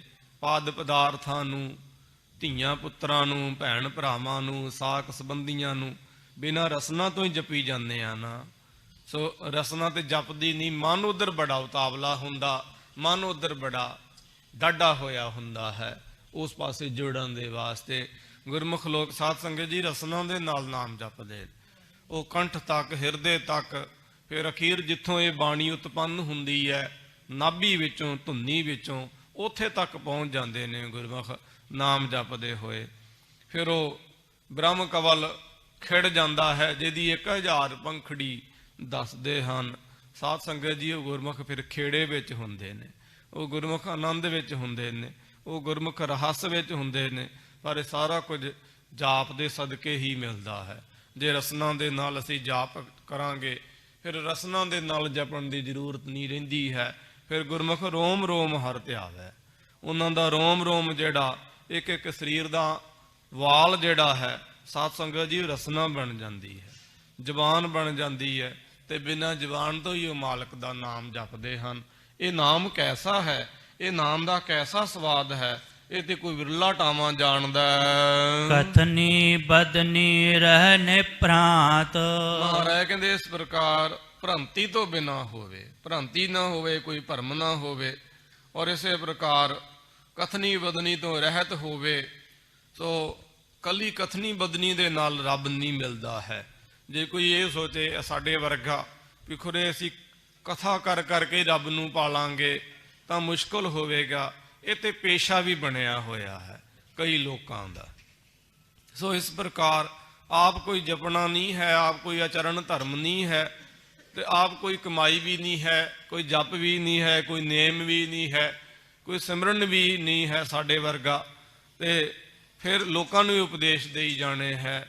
ਇਹ ਸਾਧ ਸੰਗਤ ਜੀ ਸਾਡੇ ਵਰਗੇ ਜਿਹੜੇ ਢੀਠ ਸਰੀਰ ਨੇ ਉਹਨਾਂ ਦੀ ਬਿਰਤੀ ਹੈ ਕਿ ਕਥਨੀ ਬਦਨੀ ਕਰਕੇ ਵੀ ਰੱਬ ਨੂੰ ਪਾਇਆ ਜਾ ਸਕਦਾ ਹੈ, ਨਹੀਂ ਪਾਇਆ ਜਾ ਸਕਦਾ ਹੈ। ਤਾਂ ਤੋਤੇ ਵੀ ਕਥਨੀ ਬਦਨੀ ਕਰ ਲੈਂਦੇ ਹਨ, ਬੁਲਬੁਲਾਂ ਵੀ ਬੋਲ ਲੈਂਦੀਆਂ ਨੇ, ਪਸ਼ੂ ਪੰਛੀ ਜਾਨਵਰ ਜਨੌਰ ਵੀ ਬੋਲ ਲੈਂਦੇ ਨੇ। ਬੋਲਣ ਦੀ ਕਿਹੜੀ ਗੱਲ ਹੈ? ਗੱਲ ਤੇ ਫਿਰ ਆਪ ਵੀ ਜਪਣ ਦੀ ਹੈ ਨਾ, ਆਪ ਵੀ ਸੇਵਾ ਸਿਮਰਨ ਕਰਨ ਦੀ ਆ, ਆਪ ਵੀ ਉੱਠਣ ਦੀ ਆ ਨਾ। ਜੇ ਆਪ ਹੀ ਨਹੀਂ ਉੱਠਣਾ, ਆਪ ਹੀ ਨਹੀਂ ਜਪਣਾ, ਤੇ ਫਿਰ ਕਹੇ ਹੋਏ ਦੇ ਅਨੁਸਾਰ ਲੋਕਾਂ ਨੇ ਵੀ ਕਿੱਥੋਂ ਚੱਲਣਾ ਹੈ। ਜਿਹੜੀ ਗੱਲ ਜ਼ਬਾਨ ਤੋਂ ਨਿਕਲੀ ਹੋਈ ਉਹਦਾ ਅਸਰ ਕੰਨਾਂ ਤੱਕ ਹੋਵੇਗਾ, ਜਿਹੜੀ ਹਿਰਦੇ ਚੋਂ ਨਿਕਲੀ ਹੋਈ ਆ ਉਹਦਾ ਹਿਰਦੇ ਤੱਕ ਅਸਰ ਹੋਵੇਗਾ। ਇਸ ਪ੍ਰਕਾਰ ਸੋ ਇਹ ਬੜੀ ਸੋਚਣ ਵਾਲੀ ਗੱਲ ਆ ਕਿ ਮਾੜੀਆਂ ਗੱਲਾਂ ਦਾ ਸਾਡੇ ਤੇ ਅਸਰ ਹੁੰਦਾ ਹੈ। ਅਕਸਰ ਅਸੀਂ ਇਹ ਦੇਖਦੇ ਹਾਂ, ਕਹਿੰਦੇ ਹਾਂ ਕਿ ਮਾੜੀਆਂ ਗੱਲਾਂ ਦਾ ਅਸਰ ਹੁੰਦਾ, ਕਿਉਂਕਿ ਜੋ ਮਾੜਾ ਹੈ ਉਹ ਦਿਲੋਂ ਮਾੜਾ ਹੈ। ਕਿਉਂ ਨਾ ਅਸਰ ਹੋਵੇਗਾ ਭਲਾ ਉਹਦੀਆਂ ਗੱਲਾਂ ਦਾ? ਦਿਲੋਂ ਮਾੜਾ ਹੈ। ਚੰਗਾ ਉਪਦੇਸ਼ ਦੇਣ ਵਾਲੇ ਦਿਲੋਂ ਥੋੜਾ ਨਾ ਚੰਗੇ ਹਨ। ਜੇ ਦਿਲੋਂ ਚੰਗੇ ਹੋਣ ਦਰ ਹਕੀਕਤ ਉਹ ਨੇਕ ਹੋਣ, ਉਹਨਾਂ ਦੀਆਂ ਗੱਲਾਂ ਦਾ ਜ਼ਰੂਰ ਬਰ ਜ਼ਰੂਰ ਅਸਰ ਹੋਵੇਗਾ। ਆਪਣੀਆਂ ਉਹਨਾਂ ਦੀਆਂ ਕਮਾਈਆਂ ਨਹੀਂ, ਆਪਣਾ ਸੇਵਾ ਸਿਮਰਨ ਨਹੀਂ ਹੈਗਾ, ਫਿਰ ਉਹਨਾਂ ਦੀਆਂ ਗੱਲਾਂ ਦਾ ਕੀ ਅਸਰ ਹੋਣਾ। ਸੋ ਪ੍ਰਕਿਰਤੀ ਦੇ ਵਿੱਚ ਬਹੁਤ ਸਾਰੇ ਜਾਂ ਤਕਰੀਬਨ ਸਾਰੇ ਕਹਿ ਲਓ ਰੁੱਖ ਬ੍ਰਿਸ਼ ਨੇ ਜਿਹੜੇ ਬੀਜ ਤੋਂ, ਸਧਾਰਨ ਬੀਜ ਤੋਂ ਉਹਨਾਂ ਦੀ ਪਨੀਰੀ ਬਣ ਜਾਂਦੀ ਆ। ਸਿਰਫ ਤੇ ਸਿਰਫ ਇੱਕ ਐਸਾ ਪ੍ਰਕਿਰਤੀ ਵਿੱਚ ਰੁੱਖ ਹੈ ਜਿਹਨੂੰ ਪੰਜਾਬੀ ਵਿੱਚ ਬੋਹੜ ਕਹਿੰਦੇ ਹਨ, ਹਿੰਦੀ ਵਿੱਚ ਬੱਟ ਕਹਿੰਦੇ ਹਨ। ਬੋਹੜ ਜਿਹੜਾ ਹੈ ਨਾ, ਤੁਹਾਨੂੰ ਬੋਹੜ ਦੀ ਪਨੀਰੀ ਨਹੀਂ ਜੇ ਮਿਲਣੀ, ਭਾਵੇਂ ਜਿਹੜੀ ਮਰਜ਼ੀ ਨਰਸਰੀ 'ਚ ਚਲ ਜਾਇਓ ਤੁਸੀਂ। ਆਮ ਕਹਾਵਤ ਹੈ ਬੋਹੜ ਦੇ ਥੱਲੇ ਬੋਹੜ ਨਹੀਂ ਉੱਗਦਾ ਹੈ। ਬੜੀ ਵੱਡੀ ਸੱਚਾਈ ਹੈ ਜੀਵਨ ਦੀ। ਫਿਰ ਬੋਹੜ ਕਿੱਦਾਂ ਉੱਗਦਾ ਹੈ, ਕਦੀ ਸੋਚਿਆ? ਬੋਹੜ ਦੇ ਬਾਰੇ ਦੱਸਦੇ ਨੇ ਬਜ਼ੁਰਗ ਦਾਨੇ ਲੋਕ, ਪ੍ਰਕਿਰਤੀ ਦੀ ਗੋਦ ਵਿੱਚ ਦੋ ਐਸੇ ਪੰਛੀ ਨੇ ਜਿਨ੍ਹਾਂ ਦੇ ਮਿਹਦੇ ਵਿੱਚ ਬੜੀ ਗਰਮੀ ਹੁੰਦੀ, ਮਿਰਚਾਂ ਖਾਣਾ ਜਿਨ੍ਹਾਂ ਦਾ ਸ਼ੌਂਕ ਹੈ, ਇੱਕ ਕਾਂ ਤੇ ਇੱਕ ਤੋਤਾ। ਇਹਨਾਂ ਦੇ ਮਿਹਦੇ ਵਿੱਚ ਬਹੁਤ ਜ਼ਿਆਦਾ ਗਰਮੀ ਹੁੰਦੀ ਆ, ਸ਼ੌਂਕ ਦੇ ਨਾਲ ਇਹ ਮਿਰਚਾਂ ਖਾਂਦੇ ਨੇ, ਹਜ਼ਮ ਵੀ ਹੋ ਜਾਂਦੀਆਂ ਨੇ ਇਹਨਾਂ ਨੂੰ, ਤੋਤੇ ਨੂੰ ਵੀ ਤੇ ਕਾਂ ਨੂੰ ਵੀ। ਜਿਨ੍ਹਾਂ ਨੇ ਬੀਬੀਆਂ ਨੇ ਕਦੀ ਮਿਰਚਾਂ ਸੁੱਕਣੇ ਪਾਈਆਂ ਹੋਣਗੀਆਂ ਪੀਣ ਦੇ ਵਾਸਤੇ, ਉਹਨਾਂ ਨੂੰ ਪਤਾ ਹੋਵੇਗਾ। ਕਾਂ ਆਣ ਕੇ ਚੁੱਕ ਕੇ ਲੈ ਜਾਂਦੇ ਨੇ ਚੰਦਰੇ, ਸ਼ੌਂਕ ਨਾਲ ਖਾਂਦੇ ਨੇ। ਇਹਦੇ ਮਿਹਦੇ 'ਚ ਬੜੀ ਗਰਮੀ ਹੁੰਦੀ। ਜਿਹੜੀ ਬੋਹੜ ਦਾ ਜਿਹੜਾ ਫਲ ਆ, ਉਹਨੂੰ ਮਾਝੇ ਵਿੱਚ ਕਹਿੰਦੇ ਨੇ ਗੋਲਾਂ। ਹੋਰ ਕਿਸ ਦੇਸ਼ ਵਿੱਚ ਕੀ ਕਹਿੰਦੇ ਨੇ ਮੈਨੂੰ ਨਹੀਂ ਪਤਾ ਹੈ। ਉਹਦੇ ਫਲ ਨੂੰ ਮਾਝੇ ਵਿੱਚ ਗੋਲਾਂ ਕਹਿੰਦੇ ਨੇ। ਉਹਦਾ ਬੀਜ ਹੁੰਦਾ ਖਸਖਾਸ ਦੇ ਦਾਣੇ ਵਰਗਾ, ਸ਼ਾਇਦ ਤੁਹਾਨੂੰ ਪਤਾ ਹੋਵੇ। ਉਹ ਵੈਦਿਕ ਵਿੱਚ ਵੀ ਕੰਮ ਆਉਂਦਾ ਹੈ। ਦੇਸੀਆਂ ਜੜੀਆਂ ਬੂਟੀਆਂ ਵਿੱਚ ਬੋਹੜ ਦੇ ਪੱਤੇ, ਉਹਨਾਂ ਪੱਤਿਆਂ ਵਿੱਚੋਂ ਨਿਕਲਣ ਵਾਲਾ ਦੁੱਧ, ਉਹ ਵੀ ਕੰਮ ਆਉਂਦਾ ਹੈ। ਸਾਨੂੰ ਦੱਸਿਆ ਕਰਦੇ ਸਨ ਸਾਡੇ ਉਸਤਾਦ ਲੋਕ, ਬਜ਼ੁਰਗ ਲੋਕ, ਮਹਾਂਪੁਰਖ ਬਚਪਨ ਵਿੱਚ। ਉਹ ਖਸਖਾਸ ਦੇ ਦਾਣੇ ਜਿੰਨਾ ਉਹ ਬੀਜ ਹੁੰਦਾ ਹੈ। ਉਹ ਬੋਹੜ ਦੇ ਫਲ ਨੂੰ, ਗੋਲ ਨੂੰ ਖਾਂਦਾ ਹੈ ਕਾਂ, ਤੇ ਉਹਦੇ ਮਿਹਦੇ ਦੇ ਵਿੱਚੋਂ ਦੀ, ਗਰਮੈਸ਼ ਦੇ ਵਿੱਚੋਂ ਦੀ ਜਦੋਂ ਬੀਜ ਨਿਕਲਦਾ ਹੈ, ਤੁਸੀਂ ਯਕੀਨ ਮੰਨੋ ਫਿਰ ਮਿੱਟੀ ਦੀ ਵੀ ਲੋੜ ਨਹੀਂ ਪੈਂਦੀ ਹੈ। ਵੈਸੇ ਮਿੱਟੀ ਦੇ ਨਾਲ, ਜੇ ਮਿੱਟੀ ਨਾ ਹੋਵੇ ਰੁੱਖ ਬ੍ਰਿਸ਼ ਉੱਗ ਨਹੀਂ ਸਕਦੇ ਹਨ, ਪਰ ਜੇ ਕਾਂ ਦੇ ਮਿਹਦੇ ਦੇ ਵਿੱਚੋਂ ਦੀ ਬੋਹੜ ਦਾ ਬੀਜ ਨਿਕਲ ਜਾਵੇ ਫਿਰ ਮਿੱਟੀ ਦੀ ਲੋੜ ਨਹੀਂ, ਫਿਰ ਦੀਵਾਰਾਂ 'ਚ ਵੀ ਉੱਗ ਖਲੋਂਦੇ ਨੇ। ਤੁਸੀਂ ਦੇਖਿਆ ਹੋਵੇਗਾ ਅਕਸਰ ਬੋਹੜ ਜਿਹੜੇ ਨੇ ਦੀਵਾਰਾਂ ਵਿੱਚ ਹੁੰਦੇ ਨੇ। ਔਰ ਇਸੇ ਪ੍ਰਕਾਰ ਜੋ ਖੂਹ ਇਤਿਆਦਿਕ ਹੋ ਗਏ, ਕੰਧਾਂ ਇਤਿਆਦਿਕ ਹੋ ਗਈਆਂ, ਜਿੱਥੇ ਵੀ ਕਾਂ ਬਹਿ ਗਿਆ ਬੋਹੜ ਦਾ ਫਲ ਖਾ ਕੇ ਉੱਥੇ ਬੋਹੜ ਉੱਗ ਖਲੋਂਦਾ ਹੈ। ਉਦਾਂ ਬੋਹੜ ਨਹੀਂ ਉੱਗਦਾ ਹੈ, ਭਾਵੇਂ ਕੋਈ ਕਿੰਨਾ ਮਰਜ਼ੀ ਯਤਨ ਕਰ ਲਵੇ। ਪਰ ਜੇ ਉਹ ਕਾਂ ਦੇ ਮਿਹਦੇ ਦੇ ਵਿੱਚੋਂ ਦੀ ਨਿਕਲ ਗਿਆ ਉਹਦਾ ਬੀਜ, ਫਿਰ ਮਿੱਟੀ ਦੀ ਵੀ ਲੋੜ ਨਹੀਂ ਹੈ। ਜੇ ਬੋਹੜ ਉਗਾਉਣਾ, ਉਹਨੂੰ ਕਾਂ ਦੇ ਮਿਹਦੇ ਦੀ ਗਰਮਾਇਸ਼ ਜ਼ਰੂਰੀ ਹੈ। ਮਿਹਦਾ ਸੰਸਕ੍ਰਿਤ ਵਿੱਚ ਹਿਰਦੇ ਨੂੰ ਕਹਿੰਦੇ ਹਨ। ਕਰੋ ਮੇਦ ਮੇਦਾ ਜਥਾ ਕੰਗ ਤਰਬੈਣੀ, ਪੰਡਿਤ ਹਰਦਿਆਲ ਜੀ ਨਾਂ ਦੇ ਇਹ ਅਮਰ ਵਾਕ ਹਨ, ਉਹਨਾਂ ਦੇ ਬਚਨ ਨੇ। ਮਿਹਦਾ ਹਿਰਦੇ ਨੂੰ ਕਹਿੰਦੇ ਨੇ। ਜੇ ਹਿਰਦੇ ਚੋਂ ਨਿਕਲਿਆ ਹੋਵੇਗਾ ਬਚਨ, ਫਿਰ ਹੀ ਉਹ ਬੋਹੜ ਬਣੇਗਾ। ਚੰਗੀਆਂ ਗੱਲਾਂ ਤਾਂ ਹੀ ਨਹੀਂ ਅਸਰ ਕਰਦੀਆਂ, ਕਿਉਂਕਿ ਕਹਿਣ ਵਾਲੇ ਦਿਲੋਂ ਥੋੜਾ ਨਾ ਚੰਗੇ ਹੋਣਗੇ। ਦਿਲੋਂ ਚੰਗੇ ਹੋਣ, ਦਿਲੋਂ ਕਮਾਈ ਵਾਲੇ ਹੋਣ। ਬਾਬਾ ਅਤਰ ਸਿੰਘ ਸਾਹਿਬ ਜੀ ਹੋ ਗਏ, ਬਾਬਾ ਈਸਰ ਸਿੰਘ ਸਾਹਿਬ ਜੀ ਹੋ ਗਏ, ਸੰਤ ਬਾਬਾ ਗੁਰਬਚਨ ਸਿੰਘ ਸਾਹਿਬ ਜੀ, ਸੰਤ ਬਾਬਾ ਸੁੰਦਰ ਸਿੰਘ ਸਾਹਿਬ ਜੀ, ਆਦਿਕ ਅਨੰਤ ਬ੍ਰਹਮ ਗਿਆਨੀ ਤਤਵਿਤਾ ਲੋਕ, ਕਾਰ ਸੇਵਾ ਵਾਲੇ ਮਹਾਂਪੁਰਖ। ਪੰਥ ਵਿੱਚ ਜਿੰਨਾ ਸਿੱਖੀ ਦਾ ਪ੍ਰਚਾਰ ਕਾਰ ਸੇਵਾ ਨੇ ਕੀਤਾ, ਸ਼ਾਇਦ ਹੀ ਕਦੀ ਕਿਸੇ ਨੇ ਕੀਤਾ ਹੋਵੇ। ਕੋਈ ਵਿਦਵਾਨ ਥੋੜਾ ਨਾ ਹੁੰਦੇ ਹਨ, ਕੋਈ ਬੁਲਾਰੇ ਥੋੜਾ ਨਾ ਹੁੰਦੇ ਹਨ, ਕੋਈ ਕਥਾਕੜ ਥੋੜਾ ਨਾ ਹੁੰਦੇ। ਬਸ ਸੇਵਾ ਸਿਮਰਨ ਇੰਨਾ ਜ਼ਿਆਦਾ, ਬੰਦਗੀ ਇੰਨੀ ਜ਼ਿਆਦਾ, ਜਿਹਨੂੰ ਜੋ ਕਹਤਾ ਅਗਲੇ ਨੇ ਮੰਨ ਲੈਣਾ। ਨਹੀਂ ਮੰਨਿਆ ਤੇ ਪਤਾ ਨਾ ਫਿਰ ਪਾਉਣਾ ਪੈਂਦਾ ਹੈ, ਭੋਗਣਾ ਪੈਂਦਾ ਹੈ। ਫਿਰ ਜੇ ਸਾਧ ਦਾ ਬਚਨ ਨਾ ਕਮਾਈਏ ਤਾਂ। ਪਰ ਜੇ ਸਾਧ ਦਾ ਬਚਨ ਕਮਾ ਲਈਏ, ਜੇ ਕੋਈ ਬਚਨ ਕਮਾਵੇ ਸੰਤਨ ਕਾ ਸੋ ਗੁਰ ਪ੍ਰਸਾਦੀ ਥਈ ਹੈ। ਮਾਰੇ ਕਿਤੇ ਕਥਨੀ ਬਦਨੀ ਰਹਿ ਨਿਪ੍ਰਾਂਤ, ਕਥਨੀ ਬਦਨੀ ਤੋਂ ਔਰ ਭਰਮ ਤੋਂ ਦੂਰ ਰਹੇ। ਕਥਨੀ ਬਦਨੀ ਜੋ ਹੈ ਇਹ ਸਾਧ ਸੰਗਤ ਜੀ, ਇਹਦੇ ਨਾਲ ਆਪਣਾ ਆਪਾ ਚੂਸਿਆ ਜਾਂਦਾ ਹੈ। ਆਪਣਾ ਆਪੇ ਦਾ ਜਿਹੜਾ ਰਸ ਹੈ ਉਹ ਜ਼ਾਇਆ ਹੁੰਦਾ ਹੈ। ਘੰਟਾ ਬੰਦਾ ਕਥਾ ਕਰਨ ਤੋਂ ਬਾਅਦ ਮਨ ਵੀ ਤੇ ਸਰੀਰ ਵੀ ਸਿਥਲ ਹੋ ਜਾਂਦਾ ਹੈ, ਯਕੀਨ ਕਰੋ। ਮਾਂ ਹੱਡ ਖੋਰ ਖੋਰ ਕੇ ਦੁੱਧ ਬਣਾ ਕੇ ਬੱਚੇ ਨੂੰ ਪਿਲਾਉਂਦੀ ਹੈ, ਇਸ ਪ੍ਰਕਾਰ ਸਾਧ ਸੰਗਤ ਜੀ ਆਪਣਾ ਆਪਾ ਹੁੱਲਿਆ ਜਾਂਦਾ ਹੈ। ਜੇ ਸਿਮਰਨ ਭਜਨ ਨਾ ਹੋਵੇ, ਪੂਰਾ ਨਿਤਨੇਮ ਨਾ ਹੋਵੇ, ਤਾਂ ਫਿਰ ਆਪਣੇ ਆਪੇ ਨੂੰ ਵੀ ਸਾਧ ਸੰਗਤ ਜੀ ਖੋਰਨ ਵਾਲੀ ਗੱਲ ਹੈ, ਆਪਣੀ ਵੀ ਕਮਾਈ ਜਾਣ ਵਾਲੀ ਗੱਲ ਆ। ਇੱਥੋਂ ਤੱਕ ਮਾਨ ਨੇ ਕਹਿ ਦਿੱਤਾ, ਔਰ ਉਪਦੇਸ ਆਪ ਨਾ ਕਰੈ, ਆਵਤ ਜਾਵਤ ਜਨਮੈ ਮਰੈ। ਮਹਾਰਾਜ ਕਹਿੰਦੇ ਇਸ ਪ੍ਰਕਾਰ ਕਥਨੀ ਬਦਨੀ ਜੋ ਹੈ ਇਹਦਾ ਕੋਈ ਮਨ ਵਿੱਚ ਹੰਕਾਰ ਨਾ ਰੱਖੇ, ਤੇ ਭਰਮ ਤੋਂ ਦੂਰ ਰਹੇ ਨੇ, ਭ੍ਰਾਂਤੀ ਵਿੱਚ ਰਹੇ। ਸੋ ਬੂਝੈ ਹੋਵੈ ਜਿਸ ਦਾਤ। ਮਹਾਰਾਜ ਕਹਿੰਦੇ ਇਹਨੂੰ ਉਹ ਹੀ ਬੁੱਝ ਸਕਦਾ ਜਿਹਦੇ ਤੇ ਮਾਲਕ ਦੀ ਬਖਸ਼ਿਸ਼ ਹੈ, ਜਿਹਨੂੰ ਦਾਤ ਮਿਲੀ ਹੈ। ਐਨਸ ਅੰਤਰ ਰਹਿ ਲਿਵ ਲਾਏ। ਔਰ ਮਹਾਰਾਜ ਕਹਿੰਦੇ ਦਿਨ ਰਾਤ ਆਪਣੇ ਹਿਰਦੇ ਵਿੱਚ ਮਹਾਰਾਜ ਦੇ ਨਾਲ ਲਿਵ ਲਾ ਕੇ ਰੱਖੇ, ਆਪਣੀ ਸੁਰਤੀ ਬਿਰਤੀ ਨੂੰ ਮਾਲਕ ਦੇ ਨਾਲ ਜੋੜ ਕੇ ਰੱਖੇ, ਦਿਨ ਰਾਤ ਜੁੜਿਆ ਰਹੇ। ਦਿਨ ਰਾਤੀ ਆਰਾਧ ਹੋ ਪਿਆਰੋ, ਨਿਮਖ ਨਾ ਕੀਜੈ ਢੀਲਾ। ਸੋਈ ਪੁਰਖ ਜੇ ਸੱਚ ਸਮਾਏ। ਮਹਾਰਾਜ ਕਹਿੰਦੇ ਸਹੀ ਅਰਥਾਂ ਵਿੱਚ ਉਹ ਪੁਰਖ ਹੈ ਜਿਹੜਾ ਸੱਚੇ ਵਾਹਿਗੁਰੂ ਵਿੱਚ ਸਮਾਇਆ ਰਹੇ, ਭੇਦ ਹੋਏ ਰਹੇ, ਇੱਕ ਵਿਕ ਹੋਏ ਰਹੇ, ਉਹ ਸਹੀ ਅਰਥਾਂ ਵਿੱਚ ਪੁਰਖ ਹੈ, ਵਰਨਾ ਕੋਈ ਪੁਰਖ ਨਹੀਂ। ਮਾਨਨੇ ਤੇ ਇਸ ਪ੍ਰਕਾਰ ਸੋ ਕਰਤੂਤ ਪਸ਼ੂ ਕੀ ਮਾਨਸ ਜਾਤ, ਲੋਕ ਪਚਾਰਾਂ ਕਰੈ ਦਿਨ ਰਾਤ, ਐਸੇ ਵੀ ਸਾਧ ਸੰਗਤ ਜੀ ਬਚਨ ਆਖੇ। ਉਹੀ ਪੁਰਖ ਪੂਰਨ ਹੈ, ਉਹੀ ਪੁਰਖ ਮਹਾਨ ਹੈ। ਸਤਿਗੁਰ ਸੇਵੇ ਸੇ ਮਹਾਂਪੁਰਖ ਸੰਸਾਰੇ, ਮਹਾਂਪੁਰਖ ਵੀ ਆਖਿਆ। ਜਿਹੜੇ ਮਹਾਰਾਜ ਦਾ ਭਜਨ ਕਰਦੇ ਨੇ, ਦਿਨ ਰਾਤ ਉਹਦੇ ਨਾਲ ਸੁਰਤੀ ਬਿਰਤੀ ਜੋੜ ਕੇ ਰੱਖਦੇ ਹਨ। ਜਾਤ ਕੁਲੀਨ ਸੇਵਕ ਜੇ ਹੋਏ। ਅੱਗੇ ਮਹਾਰਾਜ ਸਤਿਗੁਰੂ ਗੁਰੂ ਨਾਨਕ ਸਾਹਿਬ ਸੱਚੇ ਪਾਤਸ਼ਾਹ ਸ਼ਬਦਾ ਅਖੀਰਲਾ ਪਦਾ ਕਹਿੰਦੇ ਹਨ। 4-4 ਪਦਿਆਂ ਵਾਲੇ ਸ਼ਬਦ ਹਨ ਦੂਸਰੇ ਘਰ ਦੇ। ਮਹਾਰਾਜ ਕਹਿੰਦੇ ਜੇ ਕੋਈ ਕੁਲੀਨ ਜਾਤੀ ਵਿੱਚ, ਉੱਚੀ ਜਾਤੀ ਵਿੱਚ ਕੋਈ ਸੇਵਕ ਸਿੱਖ ਹੋਵੇ, ਤਾਂ ਕਾ ਕਹਿਣਾ ਕਹੋ ਨ ਕੋਏ। ਮਹਾਰਾਜ ਕਹਿੰਦੇ ਉਹਦਾ ਕੋਈ ਵੀ ਕਹਿਣਾ ਨਾ ਕਹੋ, ਕਿਉਂਕਿ ਉਹ ਤੇ ਪਹਿਲਾਂ ਹੀ ਸੰਸਾਰ ਦੀ ਦ੍ਰਿਸ਼ਟੀ ਵਿੱਚ ਮਹਾਨ ਹੈ, ਪਹਿਲਾਂ ਹੀ ਉੱਤਮ ਹੈ ਉਹ। ਚਲੋ ਨਾਮ ਜਪ ਕੇ ਉਹਦੀ ਉੱਤਮਤਾਈ ਨੂੰ ਹੋਰ ਵੀ 4 ਚੰਦ ਲੱਗੇ ਨੇ, ਉਹ ਤੇ ਸੋਇਨੇ ਤੇ ਸੁਹਾਗੇ ਵਾਲੀ ਗੱਲ ਹੈ। ਨਾਮ ਸਰੋਮਣ ਸਰਬ ਅੰਬਹਿ ਭਗਤ ਰਹੇ ਲਿਵ ਧਾਰ, ਸੋਈ ਨਾਮ ਪਦਾਰਥ ਅਮਰ ਗੁਰ ਤੁਸ ਦੀਓ ਕਰਤਾਰ। ਨਾਮ ਸਰਬ ਸਰੋਮਣ ਹੈ ਸਾਰੇ ਪਦ ਪਦਾਰਥਾਂ ਤੋਂ। ਮਹਾਰਾਜ ਕਹਿੰਦੇ ਉਹਦੇ ਬਾਰੇ ਕੁਛ ਕਹੋ ਨਾ ਹੋਰ ਕੋਈ ਵੀ। ਵਿੱਚ ਸਨਾਤੀ ਸੇਵਕ ਹੋਏ। ਮਹਾਰਾਜ ਕਹਿੰਦੇ ਇਹਦੇ ਨਾਲ ਜਿਹੜੇ ਸਨਾਤ ਲੋਕ ਹਨ, ਜਿਵੇਂ ਸਾਧ ਸੰਗਤ ਜੀ, ਇੱਕ ਵਰਨ ਹੈ, ਇੱਕ ਅਵਰਨ ਹੈ। ਵਰਨ ਤੇ ਹੋ ਗਏ 4, ਬ੍ਰਾਹਮਣ ਹੋ ਗਏ, ਸੋ ਇਸ ਪ੍ਰਕਾਰ ਬੈਸ ਹੋ ਗਏ, ਕਸ਼ਤਰੀ ਹੋ ਗਏ ਤੇ ਸ਼ੂਦਰ ਹੋ ਗਏ। ਫਿਰ ਇਹਨਾਂ ਸ਼ੂਦਰਾਂ ਤੋਂ ਵੀ ਥੱਲੇ ਜੋ ਦੱਸੇ ਹਨ ਮਨੂ ਨੇ, ਗੁਰਸਿੱਖਾਂ ਨੇ ਨਹੀਂ, ਮਨੂ ਨੇ ਦੱਸੇ ਹੋਏ ਨੇ।